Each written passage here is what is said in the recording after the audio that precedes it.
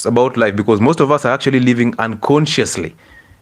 We are neither in the present, we are neither in the future, we are neither in the past. So we are constantly chasing evil thrills that are all over, and we forget to be conscious about life. So this is a life that is going to show you that you really need this. And this life, ladies and gentlemen, this life is actually inspired by a question that came from one of my clients. One of my clients told me that the husband is tired, that all she does is give birth to girls. Why are you giving me girls all through?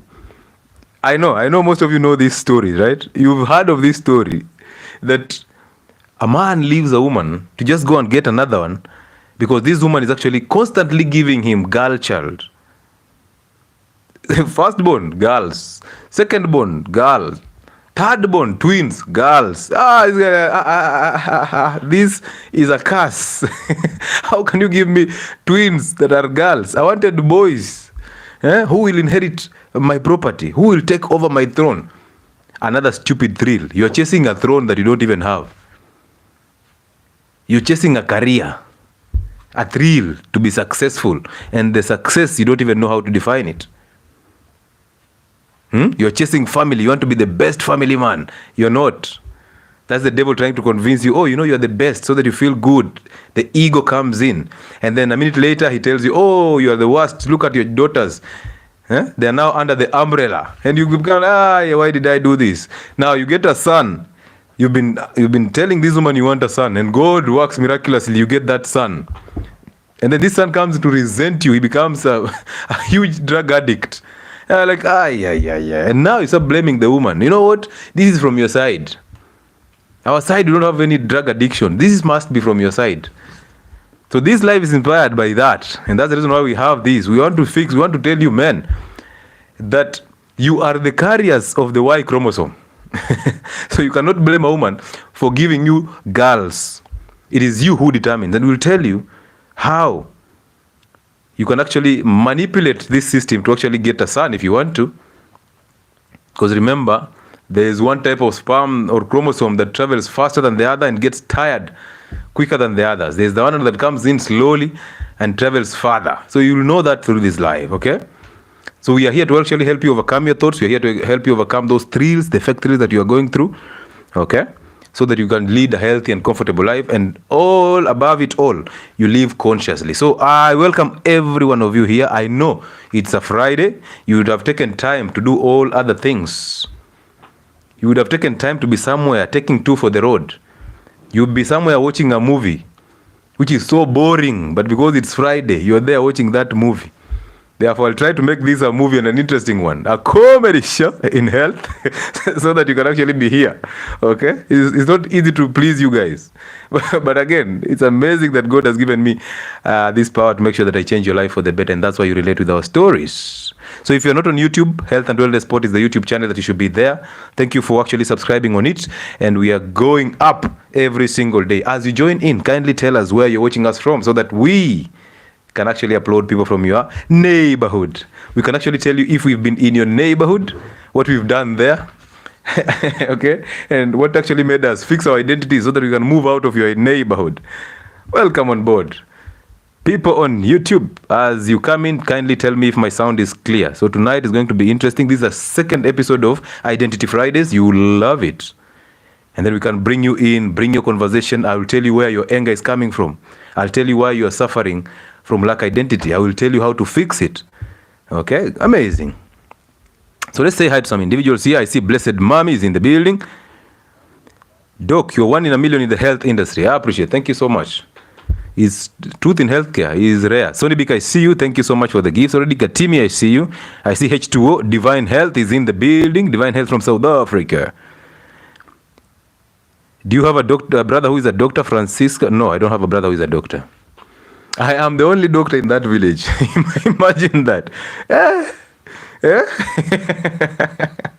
If the big pharma comes for me, I'm telling you, my people will demonstrate in Nairobi. Watu wanabeba makaratasi wewe until I resurrect. They will not tire. But the weird part is, when I resurrect, all of them will run away. Why do we cry in funerals?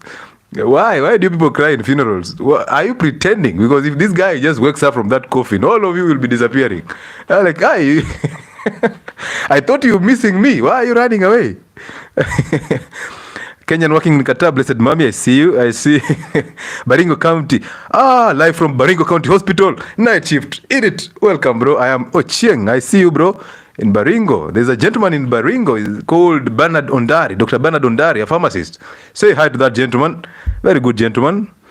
Ruiru in the house. Mwanamke Milka, I see you. Winnie from Meru, I see you. I see Ina Said from Langata. Hey, man. I see Vincent is here. Rachel is also here. Mickey is in the building. Dr. Frank is here. I see someone from Kericho. 2 p.m. is Humble Queen. Daktari should... Daktari, we should not mourn. No, I'm not saying you should not mourn. I'm just saying, why do you pretend? Because you are crying that this person should come back. Mourning is okay. Mourning is fine. You can mourn.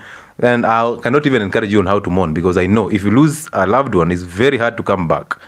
Somebody from Doha, I see you. Msomso, I see you. I see Elizabeth and Jerry watching from Sweden. Amazing. So yes, mourning is okay. Amos from Uganda, and Gong Massive is in the building. Mama too. From Kericho, Celebit, I see you. So mourning is not a problem. The problem is, why are you pretending? Because if this person who is actually dead, when he wakes up from that coffin, why do people run away? Why were you crying in the first place? Were you crying for them to come back, or were you crying for just for the sake of it? Some of you exaggerate even the morning. Have you ever gone to Luhya, the Luhya burials or Luhya funerals? Or Luo funerals? Have you seen that? From Kisi, Becky, Kerry, I see you. I see Santiago. Nikondani, Daktari. I see Twechimpe. I see Makadara is tuned in. Kenya Daima. Hey, amazing. Taita Taveta, Len, I see you. I see... Where are you from, Doc? I really want to see you. Amazing. If you take a slight walk in Bunyoreland, or Musala, you will see me there, my friend. Anyway, we move on swiftly. LD is in the building. On YouTube, my people on YouTube, thank you so much for the support, my friend. We are at 33,000. 33,000 people. Man, you should take a seat and just clap for yourself. 33,000 people here, not for comedy, but for just health. Man, it's amazing. It's been an amazing year. I see Safis in the building, Immaculate Wanjiru from Embu. I see Nelly Kendi, Umoja 2 is tuned in. Rachel Lavender, I see you. I see Emma Chi. I see Wanapei Kape. Jen Muendo is in the building. Sarah Natongo from Uganda, I see you. I see Masi Opondo. Kabete. Njogu Kamunge. Hey, amazing. Jack Zulu. I see Adesu Awirais. Evening, Doc. I need to my consistency back. Yes, identity will help you fix. Somebody from Lamu Island. Tesh Manyama. Mnyama. Good one. Dorcas, I see you. Straight from TikTok. Welcome on board. Priki, I see you. Charles Muridi. Jonas Bet. Mudoni Kariuki is in the building. Wambui Kimani, I see you from Southampton, United Kingdom. I see Nyambura Rose. I see her. My new thrill is meat and eggs. SNP Mavoko represented. Kula nyama. Alafu uambiwa wanitumie till number. I'll do my thing. I'll do my thing. Peter Mnakumi, I see you. Javan Leo, I see you. I see Margaret Ayigo. Eddie Owidi. Martha Njugi. Amazing. Loud and clear. Who else is here? Karenja Lugedi. Metaverse inclined. Kefa Moses from Lavington is in the building. Kefa, I appreciate you, bro. Thank you so much for those referrals. I appreciate you, man. That's just a good thing, man. Liz Palo, most of you, when you just get an encounter with us, it's referral after referral. Man, that's how people appreciate your work. You don't need to come over and over. No, just saying somebody, hey, I trust this gentleman. He has done his thing. I'm feeling better. I'm getting well. Please check him out. Man, I salute. Salute, man. Salute you and Tito. Titus. Titus, man. You guys are just interesting, man. May God keep you safe. Healthy Foods is from Italy. Shifira. Shifira is here. Christine Mogaka. Melody Mudikwa. Blackman King. Kazungu Derek. Karanja Logedi. Jen Wanjiku. Aki. Wako ndani wote. Jeffries. Janet Chipkoech. Lilian Waruguru. Mongela Mutinda. Wangoi Gudui. Kategaya Jocelyn. Wilunda Kiilu Eve.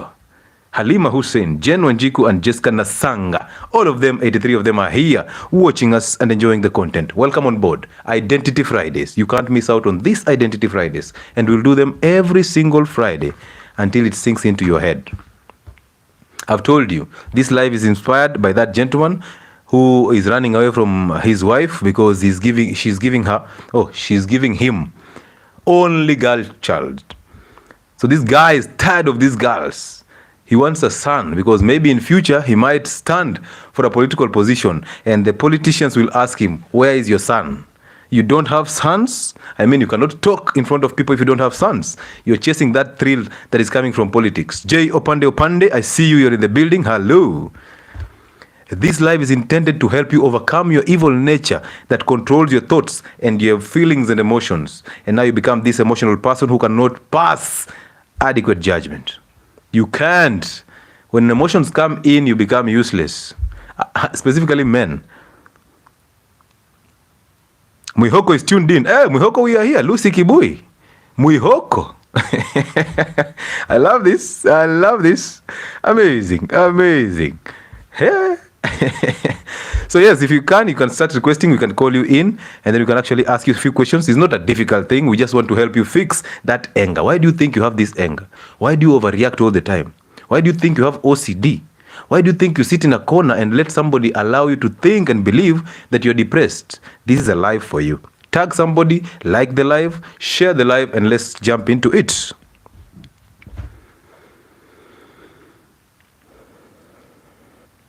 So most issues that we have, they are not our own issues. No. They are just useless thoughts. And I told you, your greatest enemy is your own thoughts. Why? Because the devil uses that to control and manipulate you. The devil knows that he can actually excite you, he can actually depress you, but he cannot destroy you. So he actually makes sure that you are unstable in your own state. You keep on being in that fallen state, very unstable. When you're in that unstable state, that's how he survives. He doesn't want to die inside you. Of course, our parents, who are the first people to give us a false identity, are the ones that imposed this false identity into us. They imposed this false identity into us. They made us a mini image of them. They recreated us in their own image. That is not how God designed it. That is not how we like it. I wouldn't love being my mother. You wouldn't either. But she has remolded you into her own image because she's the one who introduced the first identity in you. And guess what? It was the role of the father to make sure that your identity remains. So the father was supposed to actually oversee what was happening. He was the one who was supposed to protect you against the emotions and the evil nature and the anger that was coming from the mother. Because when mothers or women are denied attention by the man, they tend to turn children against the man so that they can get their attention back. It is an innocent move. It is not them, so we cannot blame women. We know it is a spirit that is inside of them, and they have allowed that spirit to live in them, and that spirit controls them. Because whatever spirit that you harbor inside you reveals things to you, and you work or you do according to that spirit. So if you harbor an evil spirit inside you, you are very unstable, emotionally unstable. You give yourself these names. You see, a woman has or a man has an evil nature in them, and instead of fixing that evil nature, they give it a very beautiful name so that it can keep on living inside them. They say, I have OCD. I have ADHD. I overreact. So you give it a beautiful name so that you don't feel bad about yourself. That is the devil trying to control you. He's trying to tell you, please, tell them you have OCD. When you say you have OCD, people are like, oh, OCD. What is that? Tell them, oh, you know what? I don't like things being messed up here. I'm this person who is a perfectionist. Another good name. I'm a perfectionist. All these things are not you. They are here. And somebody put those thoughts here. If you had a chance to make your own thoughts, you will never make negative thoughts. You will never hate people. You will never care. You will never feel inadequate. You will never look for love. You'll never look for thrills. You'll never think if somebody comes in to love you, they'll make you adequate because you are born adequate with your own identity. However, somebody subsided that identity by imposing their identity on you. That has to be your parents. And that's the reason why out here, most marriages, women are so angry. And the reason why women are so angry out here is because men have become feminine and very weak. So we have marriages that are full of very weak men, I call them males, and very angry women. Now they resent each other so badly, and as you resent each other, you become those that you resent. Now you become more evil. And guess what? The devil is constantly telling you, resent him. He's doing bad. You deserve better. He tells you that to make you feel good about yourself. Once you feel good, he comes in later to tell you, why are you doing this to yourself? Go back to that husband. Go back to that wife. Why are you chasing them away? He makes you feel guilty about taking a positive or a negative stand. He tells you this is positive and then tells you this is negative. So most of the times, even when you're making a prayer, most of us make a prayer from our thoughts. Oh, I want to be this. Oh, God, give me this. You're making a prayer from your thoughts. So you're actually making a prayer to your father, the devil. You have an identity, you have a scripture, and you have the kingdom of heaven inside you. You are your own world. So yes, you are in this world, but this is not your home. Your home is inside you. Whatever is happening in the world is none of your business. So you are in the world, but you are not of the world. But how would you know that if you don't have an identity? You can't. You'll constantly blame other people. You'll constantly seek favors. You'll constantly chase thrills. And when you get this thrill, there is another one that you need to chase. And that's why somebody came in and lied to you, the same devil, that you know what? Human wants you cannot satisfy human wants. You cannot satisfy. So somebody actually made you believe, like literally, I cannot satisfy human wants. So he actually or she actually made you think that you are inadequate. You cannot have enough. You can't have enough. So it is very intentional that somebody tells you, oh, you know what? Human wants, you cannot satisfy them. And now you believe, and when you believe, you actually become. So you cannot satisfy your wants. And you constantly seek a want. You get this job, is the best job that you ever wanted. You went for an interview for that job. And at that moment in time, you knew, if I get this job, this is the best thing that will have ever happened to me. You even made a prayer to the father, the devil. You went down on your knees. He lied to you. Go down on your knees. Pray. And you prayed from your own thoughts because you wanted that job from your thoughts. Because you thought that if I get this job, I'll be comfortable. And then you feel good about it. You go for an interview, you perform well. He tells you, congratulations. You come back, you make a prayer to your father, devil, again. And apparently you get the job because you are of the world. You are in the world and again, of the world. So you get that job. And you do that job. You see, look at you. You get a job today. Tomorrow you are at work at 7:30 and the requirement is coming at 8.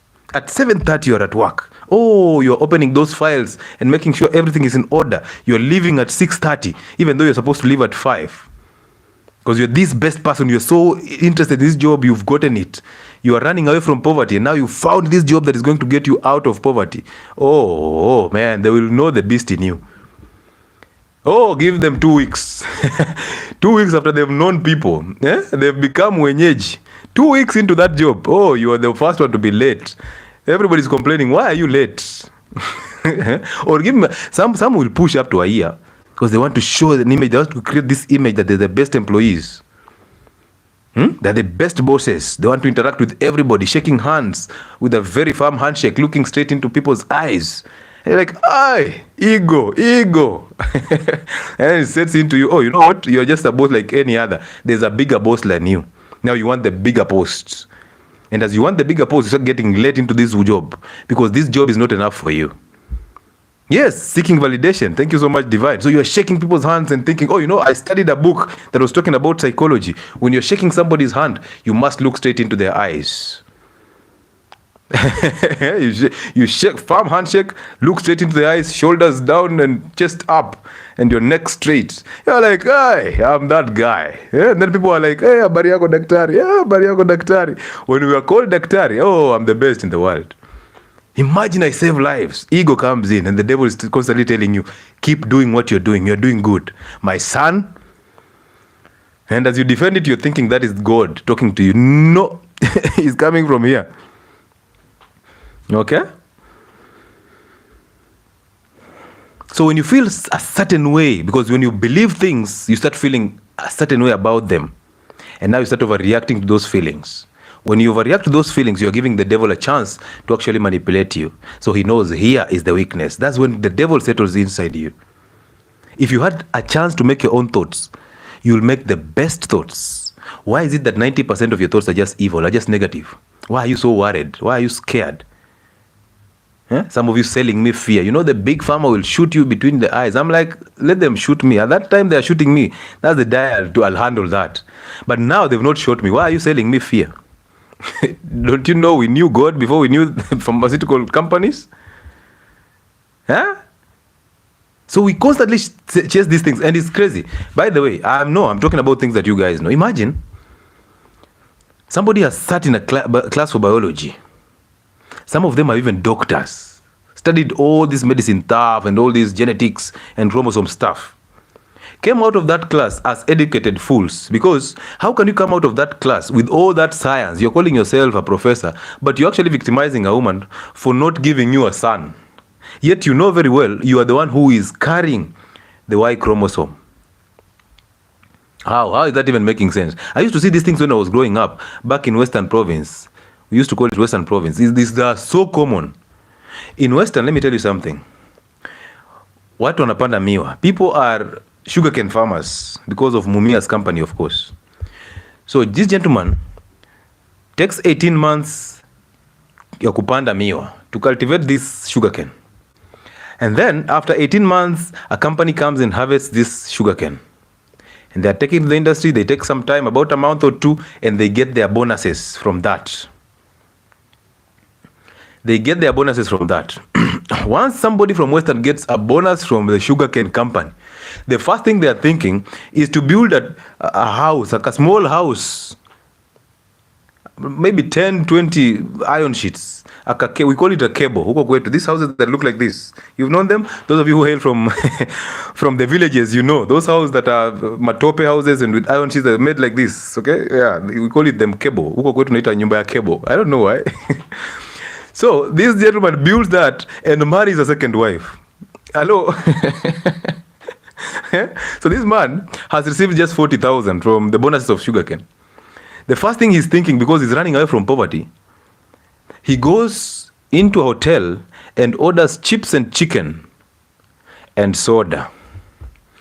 And as they are seated on that table, they are discussing, these other males around him who are actually massaging his ego are telling him, hey, chairman, yeah, bibi moja, one wife is not enough for you, chairman. I mean, you have so much testosterone. Imagine you've cultivated all this sugarcane. Now you've made these bonuses, chairman. Why would you have one wife? And chairman falls for the trap. Chairman is like, hey, by the way, these guys are right. I mean, me, one wife, how? How? Aje? Chairman comes back and orders fundis. Please, tomorrow be at the site. I want that house here, and I want to bring in a second wife. Now, men, allow me to tell you this for free. I don't care what religion you are in or whatever. One, it's very hard for a man to divide his attention to two women. Very hard. Even one is a whole load of issues with you. You cannot even fix this one. Imagine you don't have an identity already. Now you have a woman who has no identity because you attracted who you are. And now you bring in another one just because of 40,000 shillings. Aye. Somebody saying bukuzus and wangas. hey, please. Usinilete shida. Yeah, so now look. Life experiences. So the reality is this. If you have one wife, you're giving attention to your children because love flows from God to the man, to the woman, to the children. Bring in a second wife, it becomes a serious problem. I know there are people who are actually polygamous. I don't care. That is your own business. But immediately you bring in a second wife, your attention is totally divided. So it becomes hard for you to attend to these children. How can you do that? Unless you have resources, that's the only time you will be able to get respect from these women. But having 40,000 shillings and marrying two wives just because you got bonuses from sugarcane, and then now you have to wait for 18 months to get another bonus, it is just crazy. Doesn't make sense to me. Lawyers, it's time for you to wake up. Save that energy for something else. And in Luyaland, I really wonder. Everybody's a teacher. Just like Ukambani. Everybody's a teacher. Mwalimu. A guy scores an A, a genuine A from a village school, and then goes and mwalimu. Walimu. Mmeja. So it's time for you to think otherwise. Hii story ya walimu all the time. Western Province is not for walimu. And this Kiswahili of ours, I want to speak pure Kiswahili for what reason? Identity issues. So again, number two, men. If you have a wife, and then she gives you children, and then God forbid she dies, the worst thing you can do to those children is marrying a second wife or a stepmother to them. Now, I'm telling you this for free. You can bring emotions on this, but as you bring those emotions, please come on so that I can actually make sure you understand it. Request to be on. So, your attention is supposed to be to your children. Just the same way, women who are actually so much into their careers, they are chasing a thrill of the careers. They hate their children so bad. Hello? I'm not saying women should not work. I'm saying a woman who is constantly chasing the thrill of a career hates her children so bad that she cannot be available for these children. However, look at it in the bigger picture. Look at it in the bigger picture. Women are confident working and raising children for a strong man, the provider, the protector, and the leader. Underline that. Women are confidently interested in raising children for a strong man. They have no problem with that. But look at 80% of the marriages. Oh, 50-50. Oh, 70-30. The man is paying bills, school fees, the woman is paying rent. Where do you expect the respect to come from? Men, where do you want the respect to come from? You think women love working? Women enjoying being in places of work. I've said this over and I'll say it again. Women enjoying being in places of work. So if you think a woman loves waking up early to prepare children to go to school and then come prepare herself to go to work, you are the weakest man ever. You married the wrong one. I'm telling you the truth. And you can hate me for this, but you will see the sense. Because that marriage is only working on cameras. Whatever you're posting to us on the internet is what is working. That time that you're sitting down to choose which is the best naked picture for your wife so that you can post it for us to come after your wife. That is the only thing that is working in that marriage. But if we put a CCTV in that house, nothing is working. Nothing. Nada. Da way. Nothing. So whatever you're chasing out here is a thrill of external validation. You're trying to get the validation from us. You're trying to show us that you're doing okay. By the time you're thinking of showing us you're doing okay, it is true, you're not doing okay. You're not. So putting your wife out here, she is naked and pregnant, you're exposing her out here, is the number one sign of weakness in men. Males, let me just call them males, because no man in their right senses can actually put a pregnant woman on the internet naked. So you're chasing a thrill of validation from other people. Now, this woman is actually controlling you because you are weak, you are effeminate, you are a non-provider. She dislikes you and hates you, and that's why she's trying to think if she puts herself out there, one, she's going to show her exes that she's doing good. She's not. And number two, she's looking for the next. And that's why you see all your celebrities. It is always, Fulani shows us our next new girlfriend. Next new. You're just the one who is also sitting there awaiting for the next new. You're being a caretaker. So imagine you with your whole brain of a leader, sitting down with your woman who is pregnant. You've just come from a studio and now you're choosing the best naked picture to post to us so that we can come and like that picture. So you get the thrill.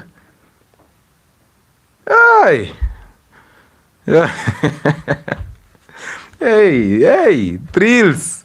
Crazy thrills, my friend. I'm a bit confused. This black man king, I'm a bit confused. His thoughts are evil. And then what about the interventions made in the world? The ideas, the positively impact in the world? Just a question, Doc. Yeah, that's a good question, actually. Listen, the only true thoughts are the practical thoughts. We are building a house. We are building it. We focus on building that house. We are going to work. We focus on that. We go to work. It's that simple, bro. What don't you understand on that? It is that simple. Every thought in your head is somebody who put it there. Now listen, how is this happening? Somebody told you that you need to be a doctor, right? Somebody told you for you to get approval from the world, you need to be an engineer. You became an engineer, but that was not satisfying, right? That's why or an architect. That's why you draw this plan today, tomorrow you have a thrill to draw another one. You are in constant competition with people who are not even concerned about you. You are in constant competition to become the best architect. But what is your purpose in this world? Do you think that if those buildings were not there, people will not be living? There is a man who was living in a cave. Did they design a cave? Were they not comfortable at that moment in time? That now you, because of technology, you think you are the best. And because you thought about it, why are you in the cave? You are not in the cave. So now that we have a computer and the internet and we can do all these things, we can actually compete as men. It's good to compete. Competition is good. But what is the basics of this? If that was true, one architect will draw one building and that's enough. We build that building. Once it's done, he's satisfied, we move to the next. But look at them, drawing this building, the next time they are drawing the roads, the next time they are doing something else. Why is it not ever satisfying? Why is it not ever comfortable that I've done this, period, I'm now having it enough? Why? Why do you think you are a doctor and you have never found it enough? You still find a reason to exploit patients or the sick so that you can maintain your status quo as a doctor? Why do you think that's the case? Why do you think a teacher will go to school, teach these children to become better, and when they become better than him or her, they start hating on the same children? Because some of these children have become better than his or her children. Why do you think this teacher will still wake up tomorrow and go for school-based programs to ongeza masomo? Do you really know your purpose in life? Your purpose is only one: to glorify God. The rest shall be added unto you. So whatever you're thinking about, you mention one thing, Black King, mention one thing that you've designed and gotten enough satisfaction and you don't do anything anymore. Mention one thing that you think is enough. You can do it and is enough, apart from glorifying God. Just one thing. Mention one thing. I would actually love you to come on the live here so that I can have this conversation with you. Allow me to bring in one person here as we answer these questions. So we constantly chase thrills. Even that best architect is chasing a sex thrill. Yeah? He is the best, yes. He has designed KICC and all these buildings and they're looking awesome. But that is not enough, right? He has to chase a woman. He has to chase family. He has to do something else. Why are we not satisfied even if we are the best in our careers? Why?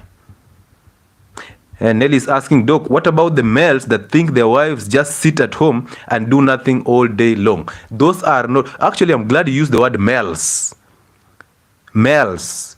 A man who thinks a woman should go out there and please other men to get a salary, because now the one who is giving the salary is actually the new provider. So this man that you're having here, this male that you're having here, is just a caretaker because there's another provider. So you will actually wake up at 5 a.m. to go and attend a meeting for your boss and leave this man erect in that bed. You will actually tell him, hey, hold on this, your morning wood, I don't want it. I'm going for a meeting at 5 a.m. in the morning, and you will attend that meeting, because if you miss that meeting, you will be unable to provide. That will mean your children will suffer, because women are not interested in these men. They're interested in the future of their children, the security of their children. So they will do anything for these children to be secure, only that at some point they don't have an identity, they end up chasing or attracting a wrong person. Because for inside them, they don't have an identity. So they end up attracting the wrong person. Now they have to stick with this person here, but they resent him. They even resent the seed that came from him. And that's why they go to work, leave these children with a maid, and they go to work to make sure they earn a living so that they can actually provide that 50-50. Hello? Well.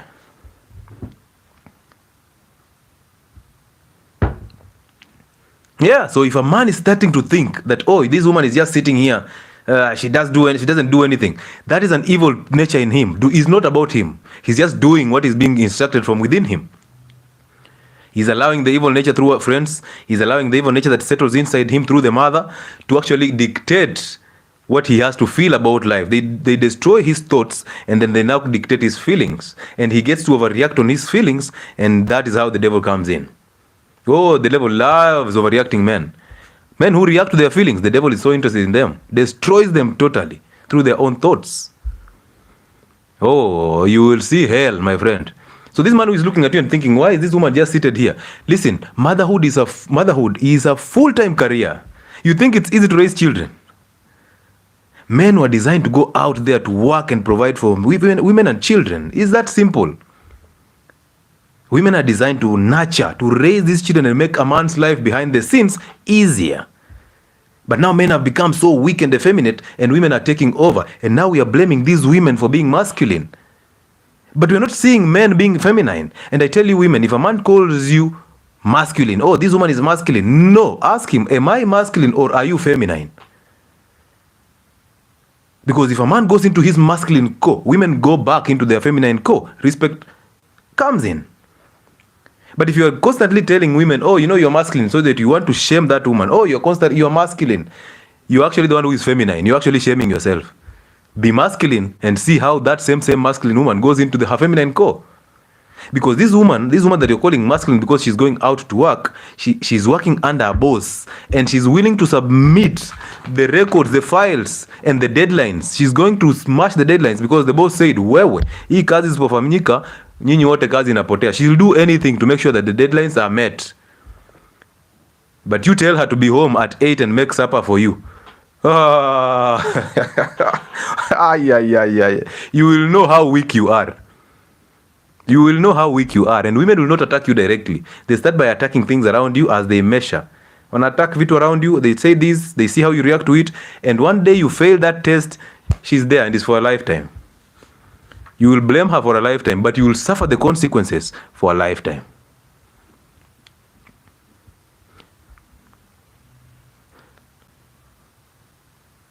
So that means, Safi says, so that means we are the creators of our universe. Yes, listen, there was a good relationship between Adam, the first man, and his creator, the father.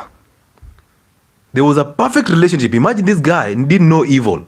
All he knew was a revelation from his father, the creator, into him, and he did according to the instructions that were coming from above. He had the spirit of good. And until two things came in, and these two things turned him against the father, and now he started comparing himself with the father, and he received the punishment. So immediately you are turned against your father. And you see, because God is the creator, and on earth he has put his representatives here, biological fathers. So a biological father is the earthly representation of God to a child. What does that mean? What does that mean? It means if you turn children against their biological fathers, and this to the single mothers, the more you put that negative energy in that child about the father. Remember, that is your alpha male, because a woman does not carry a pregnancy from a man they don't want. They can't. Hey, women will not take a pregnancy from a man they don't want. So by the time this man is putting a pregnancy into you, this was your choice at that moment in time. It was your alpha. This was your alpha male. So now when this man leaves because maybe he was just having fun and you were taking him serious and you did not give him children in wedlock, what happens is you want to turn these children against the father so they can give you attention, so that they can believe your story. It's innocent. It's not you. It's the spirit inside you that is actually controlling you. So when you do that, you turn these children against the father. You've turned them against God, the creator. These children will suffer because they don't have an identity. They have your identity. You have remodeled them into your own identity. Now, LGBTQ is coming in. Now, depression is coming in. Now, chasing innocent, crazy thrills, the evil thrills is there. Sex, addictions, drugs, all this porn and all that is inside them. Now, until they get their identity by forgiving you for actually turning them against their fathers, and then forgive their fathers for actually allowing you to turn them against him because he was not available, he was not present. So it is his mistake, because he was supposed to correct this transition. So because he was absent, they have to forgive him for being absent and allowing you to remodel them in your own image. Once they do that, they get their own identities. That's the reason why you are suffering from depression, anxiety, overthinking, avoid inside of you because you do not have a stoic father. And I've just told you, in marriages nowadays, we have very weak men and very angry women. So inside the children, they already have this nature of anger, emotions, hatred inside them. And it's not them, it's the spirit that they have allowed to live in them. It has been imposed on them.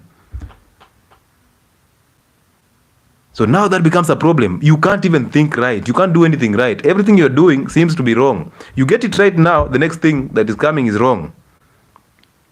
And now you become a victim. You start playing a victim because you are off the world. So you're thinking other people are responsible for your own happiness. They're responsible for your own joy and perfect peace.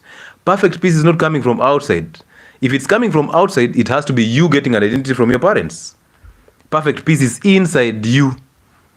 The real world is inside you. You are your own world. So stop blaming other people. Oh, I don't have a job because of this. Look at the poor people. Look at the poor people. Blaming the rich people because they are poor. Oh, I am poor because he is rich. Aye. You've been eating seed oils on your own. You've been eating crappy things. You are unable to do something. What are they doing that you're not doing? Now you're blaming them. And yet, them at that poor, that rich level of them, it's just rich in your head. You're thinking they are rich, but they don't have health. They are suffering from liver problems, kidney problems in their richness. So for them, they are not rich because the only thing that they want at that moment in time is health. But all this money cannot buy that health. And you have health in that ghetto of yours. You're complaining they are rich. That's why I'm poor. Yet you are rich in health. They are not. So what is richness? What is success? Success is all in your head. It is all here. Kyongs. Hey doc, this is Dorcas. Hey doc, I've been raised with a single grandma. Lost my mom at age of 6 years. Never seen my dad. But nikiuliza grandma, her answer is baba yako alikufa. Sometimes I don't get angry, bure tu. Oh, sometimes I do get angry, bure tu. Kindly help me. Thank you so much, Dorcas. That's a valid question. A valid question. Listen, every child has that void inside them that longs for their biological fathers. Every child. This is the reason why I want you to go and check the statistics of children who have killed their fathers, their stepfathers. There's a lot of children who have killed their stepfathers. Because when a woman has a child and then ends up marrying another man, there's a divided attention. So this child feels so hated by the mother, and now he starts hating the mother and hates this gentleman who is coming in because of the divided attention. Once that happens, this child can end up destroying this guy. Because the child has the nature of the mother, anger and emotions, and now this guy who is coming here does not even like this child because this guy was not attracted to your child. He was attracted to you as a woman. Only that now you come with this child, so he has to take you too. Oh, the resentment that is going to happen here. Problems. So yes, every child has that void inside them to long for the fathers. I remember when I was growing up in campus or in high school thereabout, my dad, I could call my dad and we talk for about 2 minutes. If it goes so far, it's 2 minutes. Hello, Lewis, habari yako mzuri. School fees imelipwa, we are done. 2 minutes, my friend. I used to feel so bad about it. And then I called my mother. We talked for 2 hours straight. Oh, we are having these good stories, my friend. Oh, we are having good stories. We make stories, we laugh. And then I'm like, why is it that my father does not talk to me like this? Why is it that my father hates me? So I thought he hated me. So inside me, I started to resent him. Without even knowing. Until I faced him. That's when I saw the real picture. And most of you hate your mothers. You're even afraid of them. You cannot face your mothers. You cannot face your fathers because you hate them. So every child has that void inside of them of a biological father. And every child who is raised by a single mother has that void inside them. They want to know their fathers. That's why sometimes you ask it. You've been asking your grandma because you really want to know. You really want to know, and that is just a natural thing that you must reconnect with the spirit of your father. So your grandmother has been lying to you all the time, We don't even know. We cannot judge her. But the truth is, your grandmother has put the energy away from you, has actually tried to protect you from yourself, from hurting yourself by knowing that maybe my father is alive and so she played the innocent card. So we don't know where the father is. Let's assume the father is actually dead and it's true. Your grandmother is saying that. But one thing you should do for you to free yourself, Dorcas, face your grandmother and tell her that I am resenting you because I've never had a chance to know what happened to my real father. At least I know my mother died when I was 6, so that one I cannot ask. But I have never known what exactly happened to my real father. So I don't want to resent you anymore. I am tired. I want you to forgive me for resenting you. Just say that and that is enough. My friend, that burden of anger, that burden of voidness, that emptiness in you will be relieved. It will be taken away from you. It is not you. It's not your burden. It's because your grandmother remolded you into her own image. And it's not her fault. She was also remolded into another man's or another woman's image by her parents. So you've suffered the consequences of what you have no control over. And things that you don't have control over, the only thing you do is you forgive those who have raised you, and you forgive those that you resent. And right now you're resenting your grandmother. And that's the reason why you get angry for no good reason. You don't like being angry. You don't love being angry. That anger inside you is boiling inside you was put there by somebody. You're introduced to anger and hatred by your grandmother for shielding you against your biological father. But she was just doing her best, in quotes. So forgive her, face her, forgive her, overcome her. God will see that zeal that you really need an identity. He will get your grandmom off your path. He will fill you with your own identity. He will fill that void and that emptiness, and you will feel complete. You will end up attracting men who can take care of you. However, if you're young and you don't forgive your mother, your grandmother, you will end up attracting men who will want you to provide. Because inside you, you know women provide, because your grandmother is the one who took care of you. So you'll be knowing women provide. So you will not be able to attract a man who can provide for you exclusively. You will end up attracting a male who wants a 50-50 or 70-30, 70 coming from you. You will end up attracting younger men, who really know, oh, you are the mother, you are the provider. You'll end up hating these men, and you'll become just like them, so masculine, and you'll be destroyed. And you'll end up turning that anger to your children. They'll become as messed up as you are. So face your grandmother, forgive her, overcome her, and let the rest unfold. You will love it. You will love it. Queen Nelly is saying, talking of biological fathers, yesterday I gathered courage and had a great conversation with my dad. I felt as if a load was lifted off my shoulder. Amazing. You guys don't know this. Listen. Hey.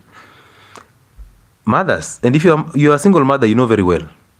Your primary role, because you hate what happened between you and the father to your son or your daughter, you look at this son and you see the exact image of that man in that son or that daughter. My friend, you hate this child, but because she's your blood, you can do nothing about it.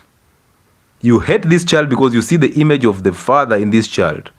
And mothers are so good at destroying their children. Once you do that, you start putting all this negative energy in her so that you earn her validation, so that she believes your story. Regardless of your story, it doesn't matter. Don't make her believe your story. Don't make her believe your story, because you'll be remodeling her into your own image. And look at what happens. You'll want her to become so good and avoid all things that you did wrong. That's how you remodel her in your own image. You want her to do things to avoid the mistakes that you did, so that she doesn't end up like you. Guess what? She totally will end up just like you, and even worse. She will come to you with a child at even 16. Now the devil will start talking to you. Oh, she just became your own image. What do? She's 16. She can't get this child. It will be a shame. The devil is talking into your ears. You will now push this child to go to abort. You will actually push an abortion, organize it, and you'll make this child abort. And when you do that, this child hates you so badly. She hates you, she resents you, but she can't do anything. She doesn't even know it. That's the weird part. She will not even know it. She'll become just like you. And that is what you people call generational curse. So therefore, it's you to break the generational curse. Be in the world, but do not be of the world. Relieve yourself. Get that voidness out of you. By forgiving your mother for turning you against your fathers. By forgiving your fathers for being absent when your mothers were trying to turn you against them. It was their role to actually protect you from these emotions. So forgive them. Once you do that, you reconnect with their spirits and their soul. Now, regardless if your father is drunk or a drunkard, it doesn't matter. Once you reconnect with the soul of the biological father, you get your own identity. Once you get that identity, everything shall be revealed to you from above, from God through that identity of yours, and now you'll do whatever that spirit instructs or reveals to you. You will do good. But if you have the nature of evil, you will constantly do evil, because that is the revelation that you're getting. And once you do evil, you will defend the evil nature by giving it sweet names. Sweet names, constantly defending the nature of evil. Because that's what you know. You have to defend your master. And when you do that, you will not have fear inside you. When you forgive people, you will not have fear. You will not have doubt. You will not seek to find love. You will not be this religious person who is thinking, oh, my religion is the best. You will not be that type of person. You'll be a spiritual person. Okay? And religion and spirituality are not the same. I'm a believer that religion is supposed to give you the discipline to stick to something and defend it. But spirituality is about you finding God and your rooting. You will not run a business with the expectations that I have to get profits from this business to eat it. No. You will not invest for you. You will invest for those who will be there in future. You will stop living in the future or in the past, because your past and your future are just in your imagination. So there's nothing about the future. Same to nothing about the past. God did not build you or did not create you to judge you. He's not judging you. You're judging yourself. The devil is actually making you judge yourself. So God did not design you to judge you. Regardless of your past, it's gone. So it's only in your imagination. It's you to live consciously in the future. Be conscious about your life. And then when you've forgiven those people, stick in prayer. And I'm not telling you to pray from your mind, because that's again the devil. You're praying to your father, the devil. Pray from your hearts. And this is the reason why for the best prayer is the silent prayer. You just close your eyes and listen to yourself. Breathe naturally, relax into it. Let thoughts flow in and out. Do not actually pay attention to the thoughts, but do not act on them, okay? Let them just come in and let them go. Let them come in and go. Just listen to nature. Because that time when you say, I am tired, that time when you start listening to yourself, that's when God manifests. But the more you resist the truth, the more you dig your own hole. And because God is not an emotional God, He's not coming to get you off that. You know, most of us think that God acts like us. He's emotional. Oh, He knows I'm suffering. He understands my suffering. Of course He does. But you think He's coming to your aid. You must allow Him to come to your aid. Somebody saying now that is meditation. Again, that is meditation if you want to call it that way. If you want to give it a good name, well done. But just know, for me, I call it a silent prayer, where you just listen to your thoughts, let them come in and come out, let them go. Do not focus on any thought. Pay attention to all of them, but do not act on any of those thoughts. Every time. And when you see something that is evil, when you see somebody trying to attack you, do not retaliate. Take about 10 seconds before you respond. You will realize your response is useless. You will realize some of these things do not need a response. Silence is actually golden. So when you start paying attention to this, imagine me talking to you in a very loud voice, and in your head you're busy counting 1 to 10 before you respond to anything I'm saying. So I tell you 1,000 words, and when naongea haraka, I tell you 1,000 words, and you're busy counting 1, 2, 3. By the time it comes to 10, you don't even need to respond to me. I'll be tired of you already. And when you see that, you don't argue with me. You simply make a silent prayer and say, oh God, forgive this one, and allow him to see light through the same window that I'm seeing light through. Amazing life. Perfect peace. You'll start attracting people who have the same energy and vibration, because you attract who you are. Oh, it shall be a good life, my friend. I'm telling you this for free. Go get that identity. You need it. You'll sit down and look at life and you're like, why didn't I know this earlier? You've seen her saying that. This is who? This was Queen Nelly saying that she gathered the courage to just face the father. Imagine your father. It comes to a place that you now have to gather courage to face him. Imagine that. This is somebody who put life into you. But now you don't have the confidence to face him. So you have to gather confidence or courage to face him. Imagine that. How evil is life? How evil is life? And I tell you this all the time. Most of you will hate what I say, not because I'm saying the wrong things. It's because I'm saying things that you don't want to hear, because you resist the nature of good.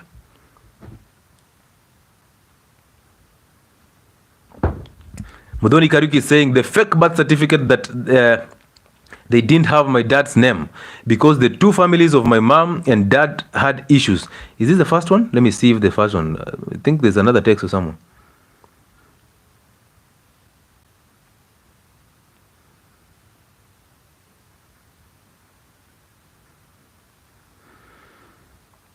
The fake birth certificate that didn't have my dad's name. This is interesting.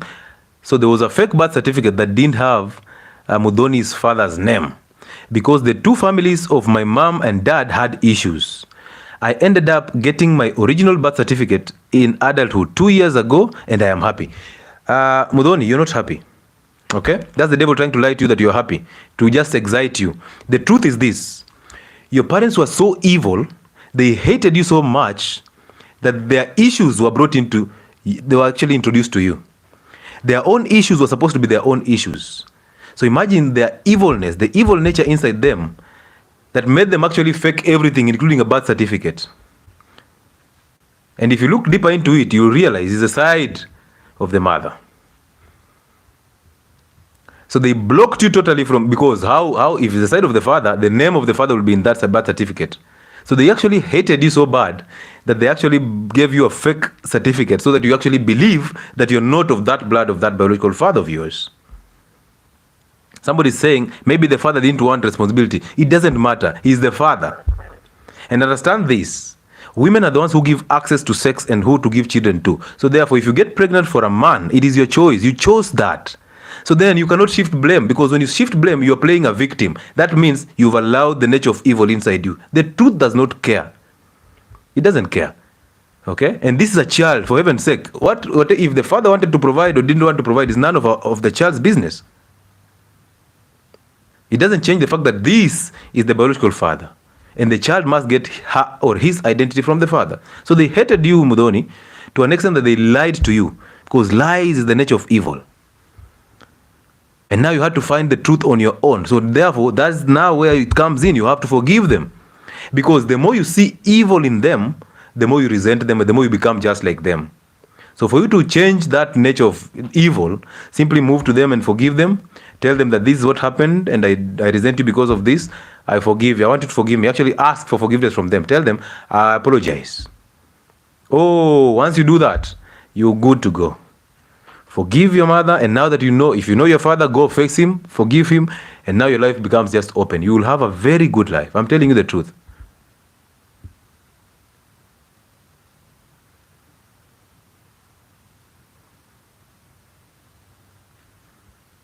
Amazing, interesting stories here. Let me see somebody here on TikTok. Now, if you can make a call to us, you can actually make a call to us through 0707 20 20 74. That's a contact that you can actually change your life for the better. 0707 20 20 74 is Identity Fridays. And as we listen to this, allow me to market my platforms. Health and Wellness Spot on YouTube. Hose with Dr. Lewis. HAWS with Dr. Lewis on YouTube. Health and Wellness Spot on TikTok. And Dr. Lewis Muchile on TikTok. Those are my 4 accounts. 2 on TikTok, 2 on YouTube. Join them. Personally, I don't want to have kids because what I went through, where I might pass it to my kids. Nessie, it's not like you don't want to have children, because by the time you're thinking of telling us you don't want kids, it means there's a need inside you of wanting kids. Okay? By the time you thought of telling us that you don't want them, you really want them. Because if you didn't want them, you would not have said. You just don't want kids and that's it. That's your life. But because you said it, it's because inside you have that feeling that you want a child. Okay? And it's there in every woman. So I would like you to do this. Forgive them for actually messing you up. Once you forgive them, they release your identity. Once you get your identity, now your children will not suffer the same consequence.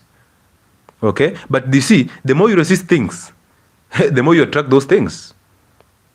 If your father took you through hell, if your mother was a single mother, and you resent them for that, you will end up becoming a single mother at an earlier age, or you end up becoming weak as your father, and you will attract a man who is weaker than your father.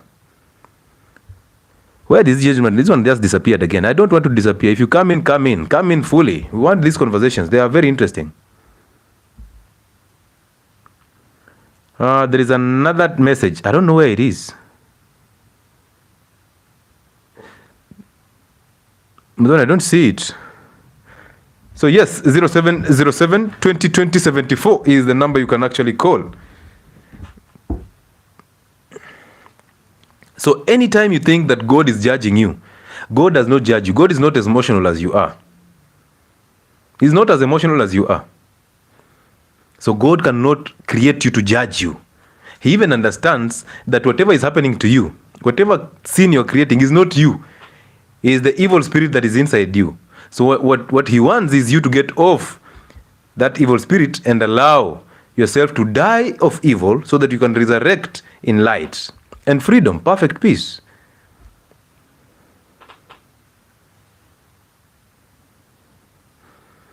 This is the reason why God understood this clearly, actually. You see, God did not tell you to hate your enemies. He told you, forgive them. They don't know what they are doing. Imagine that.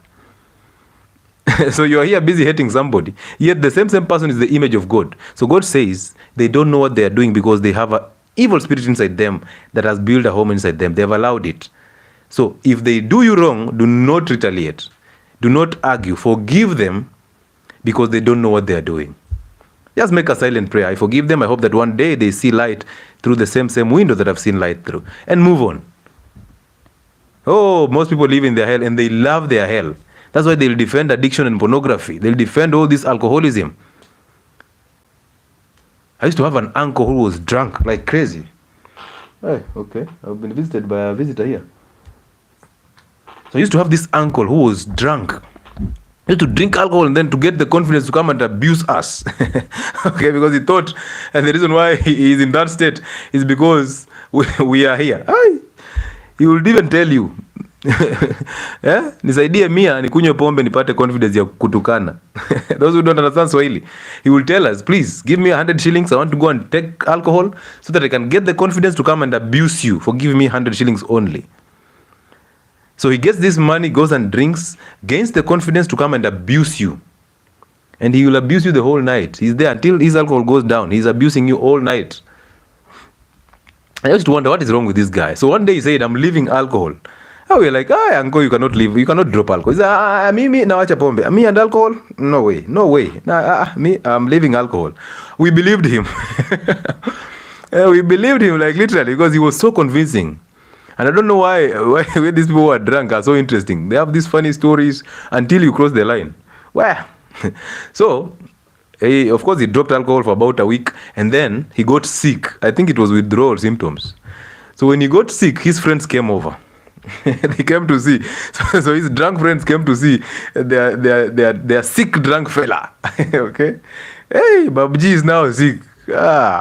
So they came and convinced him, you know what? You're sick because you dropped alcohol, and this is typhoid. This is typhoid.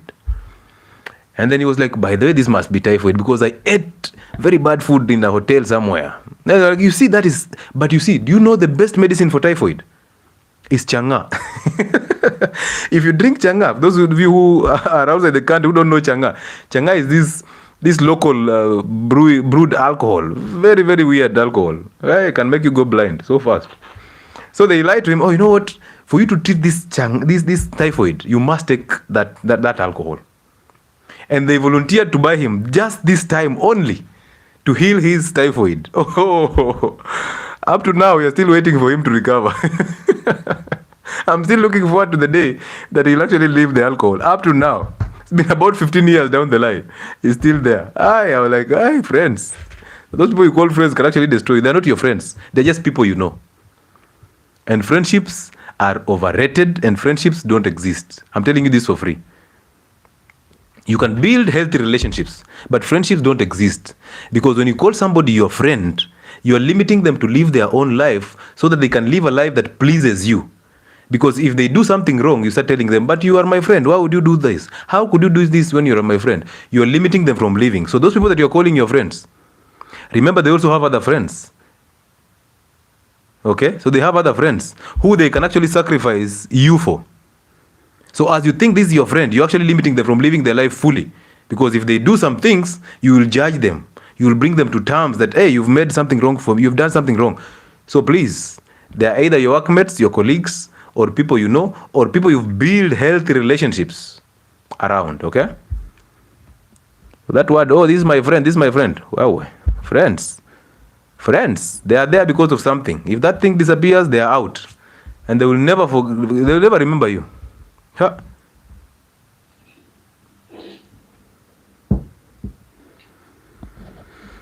Hello, Dog. Hello, who is this? This is Linda. Linda, how are you? I'm fine, alhamdulillah. How do you know you're fine? How do you know you're fine? Because I feel fine. Oh, it is in your feelings. It's not a reality. Yeah. It's a reality also. But feelings are controlled by thoughts. And we just said thoughts are evil because they're what the devil uses to lie to you that you are fine, so that the next minute he tells you are not fine. So how do you know you're fine? Say all is well. How are you? Okay, wherever. All is well. Amazing. Talk to us. Okay. So I have this issue. Allow me to speak Swahili. Go ahead. Sasa niko na hii shida. I cannot make my own. Yani nikikuwa na vitu mbili za choose one of them. Like for example, like kama tunakuwa na two things to choose one of them. I cannot yani to make one. So if I make one, I will end up regretting why I did not do the other one. Okay. And I cannot just be at peace with the one. Okay. Kama naenda kubuy kitu, I'll buy the two of them. Because if you choose one, this one is affecting. Oh, I think it's affecting me. Oh, in one way or another. So if you choose one, you'll feel bad about leaving the other one. Yes. Well, you see, being undecisive or indecisive is actually the nature of evil again. Because you see, whatever spirit that is living in you controls you. It's the one that actually instructs you. So I'll ask you this. Were you raised by both parents? Yes. Were they sharing bills? No, my father was the provider. Okay. But after some time, when kazi yake iliisha, mother akakuwa anaanza provide. So there's a time your mother provided? Like after how long? Yes, like until now, like kuanzia my high school until now. She's the provider. Oh, so your mother started providing when you were in high school and your father was just seated there. Your father lost his job when you were in high school? Yes. So he has never done anything to get back to his position as the man?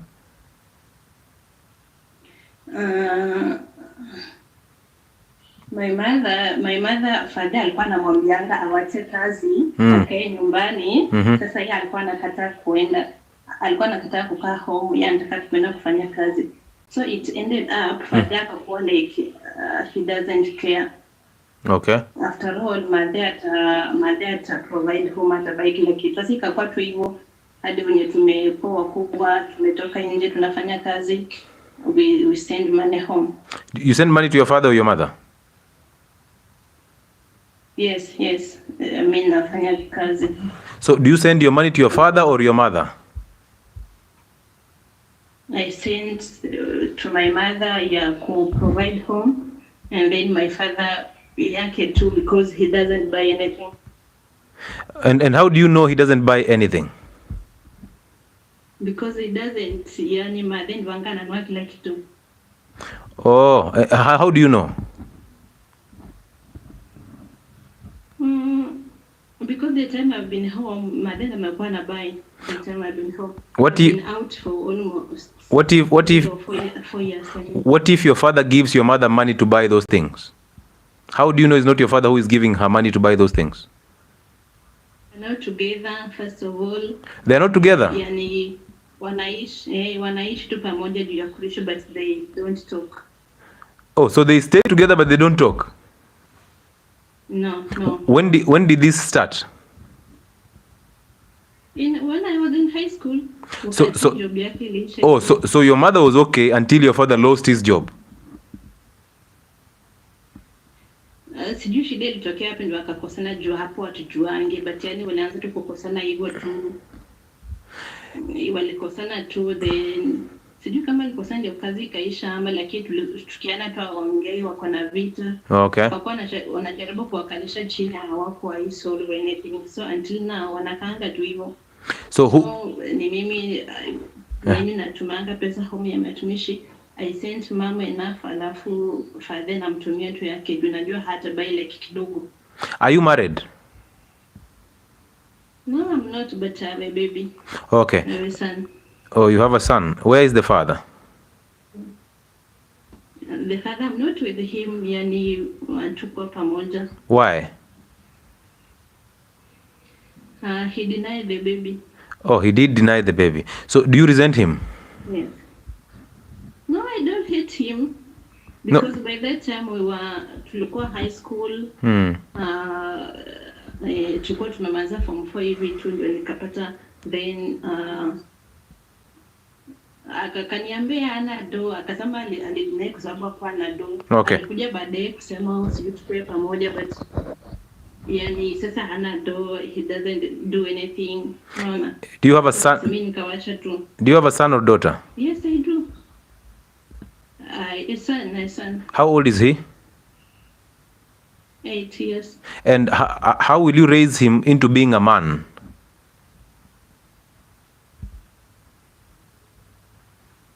I wonder. Amazing.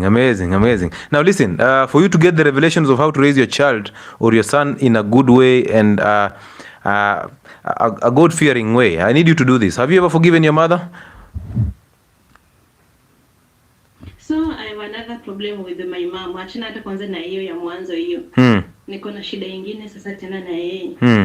So from kutoka nikuja huko Gulf nilikuwa namtumia tu pesa mzuri. Then like yani she misuses the money because lazima tu nimtumie juu enda anakaa na mtoto wangu, lazima tu nimtumie. Okay. So like kitu kama akakuwa yani ikakuwa kwamba lazima tu nimtumie. Unaona? Yeah. And mimi ndo nafanya kila kitu. If I don't talk to her, she doesn't talk to you. She'll never talk to me. Yeah, until now. Yeah. I thought we can stay like 1 or 2 weeks. If I don't call back, if I don't ask them how they're doing, haizi nipigia. No. So the truth is your mother is actually exploiting you. Nikitaka tu kusema yani nikitaka tu hata kuongea sasa hivi mtoto wangu amefunga shule, nilikuwa nimempeleka boarding to home kuko very toxic. Yeah. So wamefunga shule tu, yani at least niongee tu. Kwa sasa nilimtumia do ya kwenda kuchukua mtoto nikamwongezea extra paka na yake. Unaona? Sasa tu nikasema acha niongee na mtoto juu amefunga shule. Aliniambia tu ana credit. Well. And you sent her money? I felt bad. Yeah, I sent her money. So your mother is actually exploiting you. That's the real thing. She's so evil that she's exploiting you. And now you've left her raise your son. Sons cannot be raised by mothers. It's hard for you to raise a son into being a man. It's hard for your mother to raise that son into being a man. That means that son has to find a father figure, either his father or your uncle.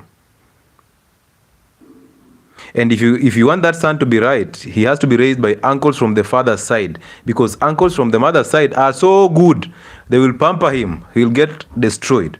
But this is what you do. You start from somewhere. First things first, call your mother and tell her, whatever is happening and whatever happened between you and my father has made me resent you for no good reason. I apologize.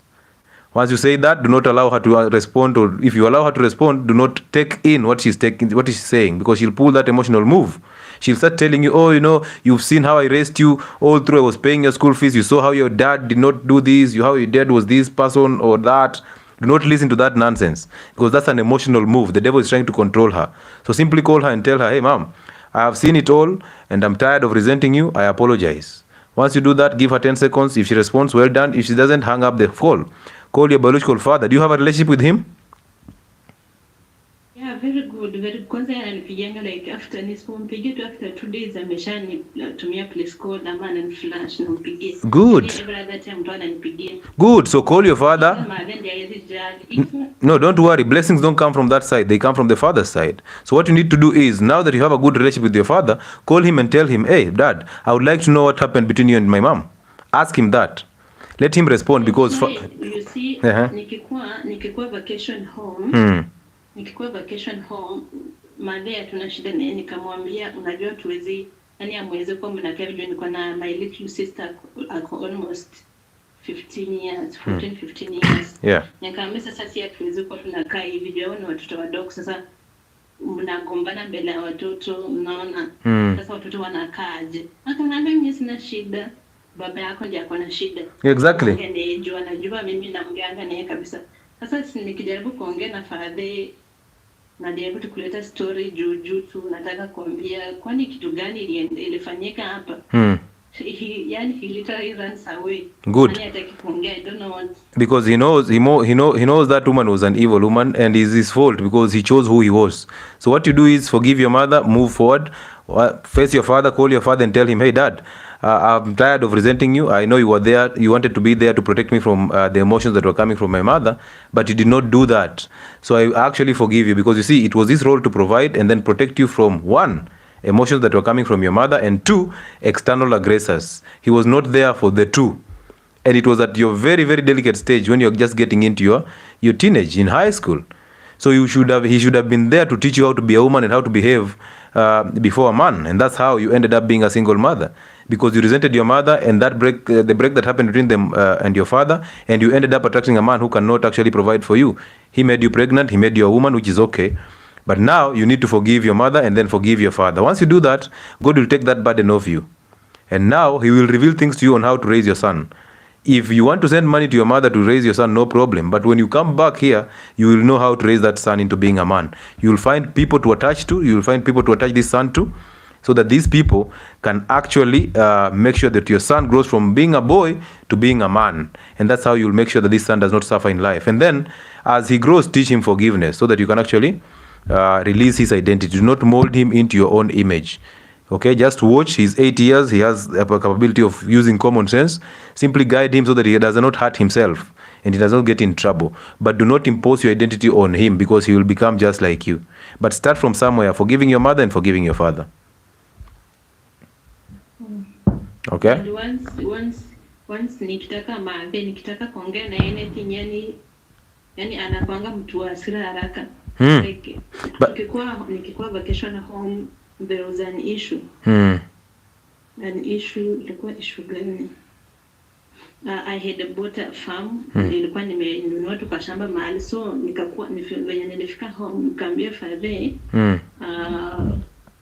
nimpe pesa ya kufence hiyo shamba. Yeah. So my mother got angry.